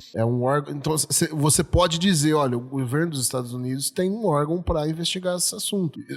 Só essa frase já é um belo argumento. Agora, a atividade do ARO em si está longe de ser ela é o oposto do que deveria ser, né? Um projeto Blue Book 2.0. Mas eu acho que exato. Agora, eu acho que pelo menos pelo menos assim, pelo que eu acompanho em rede social e conversando com as pessoas do meu convívio, assim, pessoas que eu sei que nunca tiveram esse tipo de interesse no assunto, a impressão é que ele tá mais palatável, tá mais fácil de falar, assim, com as pessoas normalmente sobre isso, porque, queira ou não, vira e mexe, tá saindo uma notícia ou outra aí, né, até nos canais de mídia tradicional. O senhor o senhor falou agora há pouco, né, que, eles não liberam os documentos, eles não liberam nenhum tipo de informação difícil e tal, mas ao mesmo tempo saiu, alguns meses atrás, né, saíram aí aqueles relatórios da FAB de avistamentos feitos por pilotos de aviação comercial em 2023, devido a uma lei que existe, que obriga que a FAB libera essas coisas. Então, essa dicotomia eu acho muito difícil de entender, porque isso acontece também lá fora. A gente acompanha muito o caso da ufologia americana, desses assuntos que acontecem por lá, porque acaba sempre refletindo no resto do mundo. Eu acho sempre muito esquisito que, assim, ao mesmo tempo que você tem um denunciante que qualquer coisa que ele vá falar, ele procura um órgão específico lá do Pentágono que vai fazer uma entrevista com ele diz, olha, eu quero falar disso, aí os caras vão revisar o que ele falou que quer falar, vão censurar o que acham que tem que censurar, e esse cara, ele vai passar o resto das entrevistas e coisas que ele for fazer dentro daquelas linhas ali, ó, eu posso falar dentro disso aqui. Ao mesmo tempo, você vai ter outros caras que também foram do Pentágono, também foram da CIA e tudo mais, com programa no History Channel, sabe? Então eu fico pensando, por que tem uns caras que estão sendo tão cuidadoso por medo de ser preso e medo de perder credencial e perder tudo, e tem outros que estão com o programa de maior sucesso de um grande canal a cabo, sabe? Eu fico me perguntando como que isso se encaixa, sabe? Ou se é que não se encaixa, tem alguma coisa que a gente não percebe. Tem uma pergunta que eu queria fazer pra vocês, em cima disso que você acabou de falar, com relação ao rancho Skinwalker, obrigado.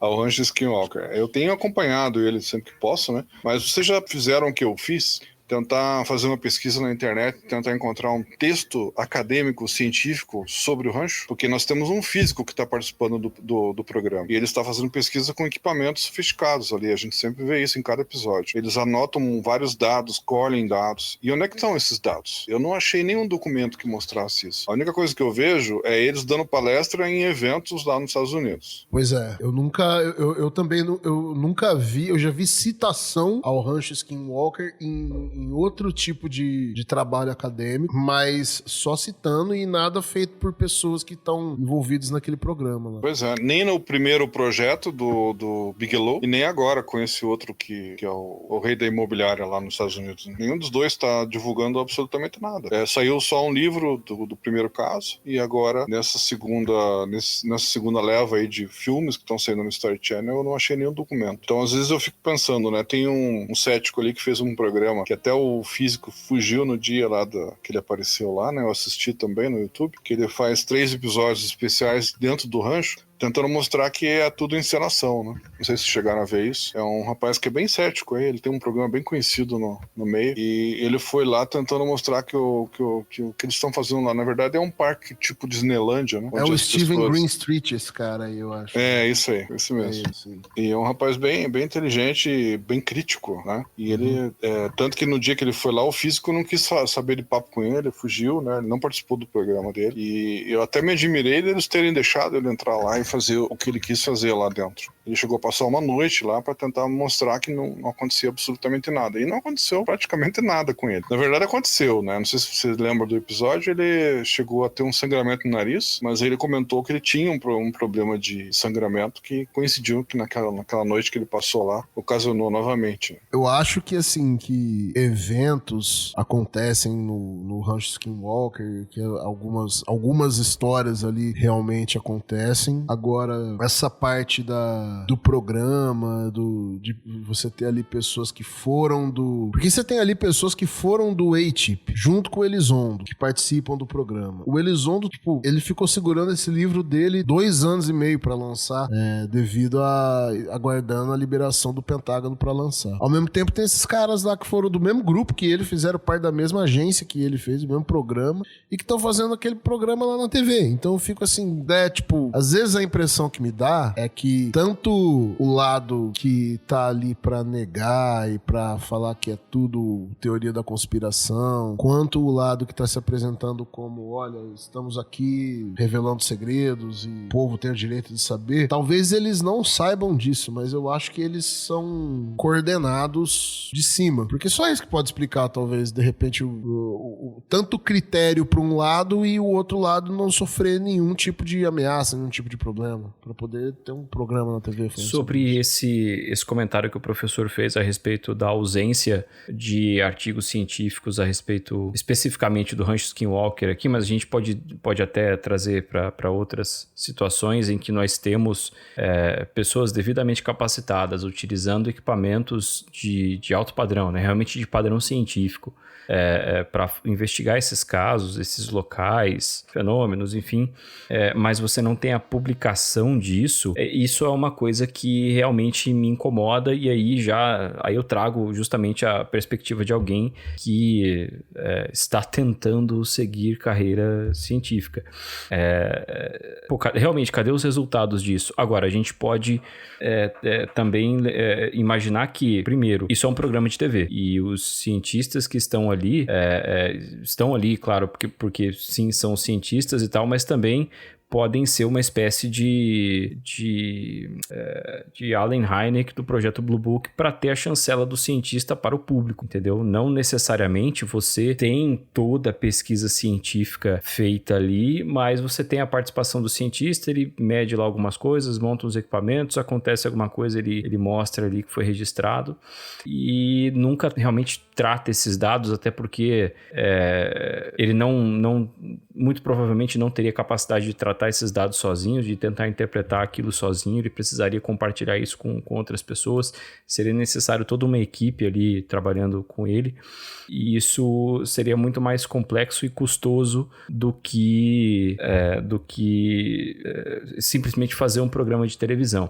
Então existe esse aspecto também. Agora, se já houve todo esse trabalho, realmente isso deveria ter sido verificado. Mas também, como eu já comentei aqui uma vez, eu acho que entra um pouco naquela questão da percepção pública do que é a ciência e como um cientista trabalha. A maior parte das pessoas, no grande público, não tem noção de como é a questão acadêmica de publicação de artigo e de revisão de pares e tudo mais, tanto que muita gente acredita em qualquer coisa que vem em rede social ou recebe no WhatsApp sem realmente fundamento. Então essas pessoas elas podem assistir aquele programa, que é uma peça de entretenimento. Claro, tem toda a questão da informação ali a respeito daquilo, sim, mas eu considero que em primeiro lugar é um entretenimento. E não conhecendo realmente como a ciência acadêmica funciona, ela acha que aquilo ali é científico e tá bom, sabe? Então eu acho que passa um pouco dessa impressão também. E aí é uma crítica que eu posso estender até uma série que não existe mais, o History Channel também, que era o Caçadores de OVNIs. Tinha um cara lá, eu não vou lembrar o nome do cara, mas é o cara de uma revista da UFO Magazine lá dos Estados Unidos. E tinha lá um engenheiro mecânico, se não me engano, que seria uma espécie de cientista deles. E o cara vai lá, faz um monte de análise, calcula um monte de coisa e tal. Mas tá, e aí? Nunca realmente se faz um trabalho acadêmico em cima disso. Eu tive, só para exemplificar, tive contato coisa de 10 anos atrás com eu acho que na época ele era aluno de pós-graduação. Hoje ele é professor do ITA, tá? Não vou citar nomes, espero que todos entendam o motivo. Mas hoje ele é professor do ITA, nós nos conhecemos num grupo de ufologia aqui no Vale do Paraíba, que eu participava, e ele tinha a intenção realmente de fazer uma pesquisa dessas e realmente publicar um artigo. E eu estava prestes a me preparar ali para entrar na faculdade de física na época, e justamente eu queria, né, colar nele ali para fazer isso. No fim, a ideia não deu certo.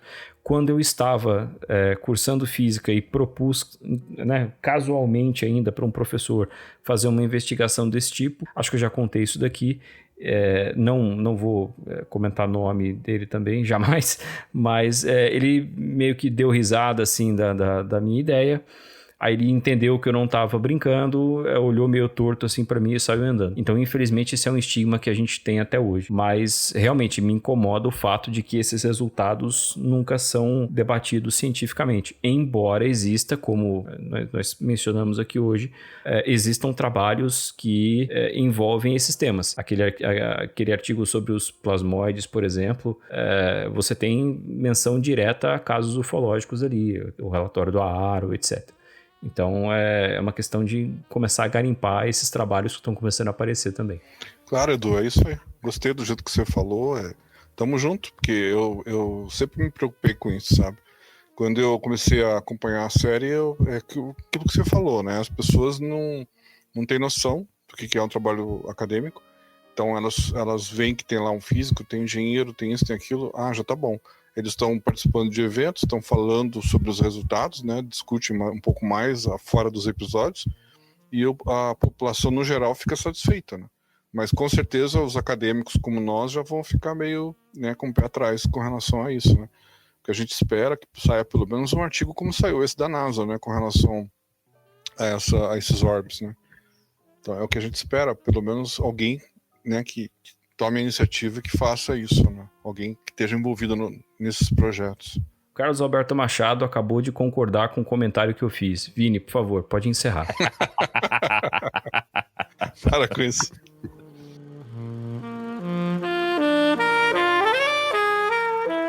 E o podcast O Contato também tem os seus apoios. Procure no YouTube CIPEX, Caminhos do Insólito, e conheça o belo trabalho do nosso professor e amigo Carlos Alberto Machado. E também procure no YouTube Portal Fenômeno e acompanhe o grande trabalho do pesquisador e amigo Jackson Camargo.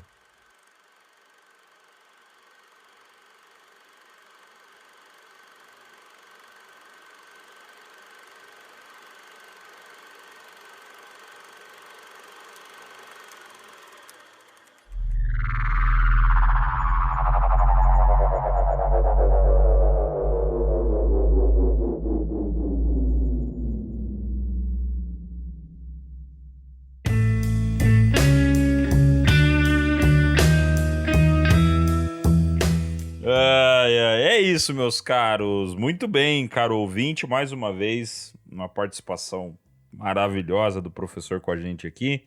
Agradecer mais uma vez a sua participação. Não vou nem pedir a consideração final dos nossos amigos. Só vou pedir que vocês deem as suas considerações finais. Qual a consideração final, meu caro Gustavo Cornaccioni? Minha consideração final é que já estamos em 203 páginas, então vocês fiquem ligados aí, hein? Trabalho mais aguardado que o último livro do Game of Thrones lá do George Martin. Trabalho mais aguardado que Bíblia 2, a missão. precisa trazer o... Caramba, cara. A gente precisa trazer o Machado pra falar de coisa nerd, cara. A gente esquece. O Machado é nerd, gente. O Machado é nerd, ele tem que vir aqui pra falar coisa com a gente, coisa nerd. Qualquer dia desse. Professor, mais uma vez, obrigado pela sua participação com a gente. Sempre muito bom. Um papo sempre muito bom. Minha esposa esses dias perguntou pra mim assim, quando é que você vai conhecer o Machado pessoalmente? Eu falei, não sei. Um dia, num evento, talvez. A gente precisa resolver isso também. Muito obrigado, professor. A CBU quer fazer um evento presencial. Quem sabe Olha ano aí. que vem, eu não sei. A gente fez o primeiro fórum online, né? Mas a intenção do grupo agora é fazer um presencial. Então, no presencial, acho que a gente vai ter oportunidade aí de se conhecer e rever bastante gente ainda. Não sei ainda onde vai ser. Talvez Curitiba, talvez São Paulo. Show de bola. Então, fiquemos no aguardo do livro, fiquemos no aguardo do evento da CBU e fiquemos no aguardo do Disclosure. Esperamos que vocês tenham gostado de mais esse episódio. Nos encontramos na semana que vem em mais uma edição do O Contato Podcast.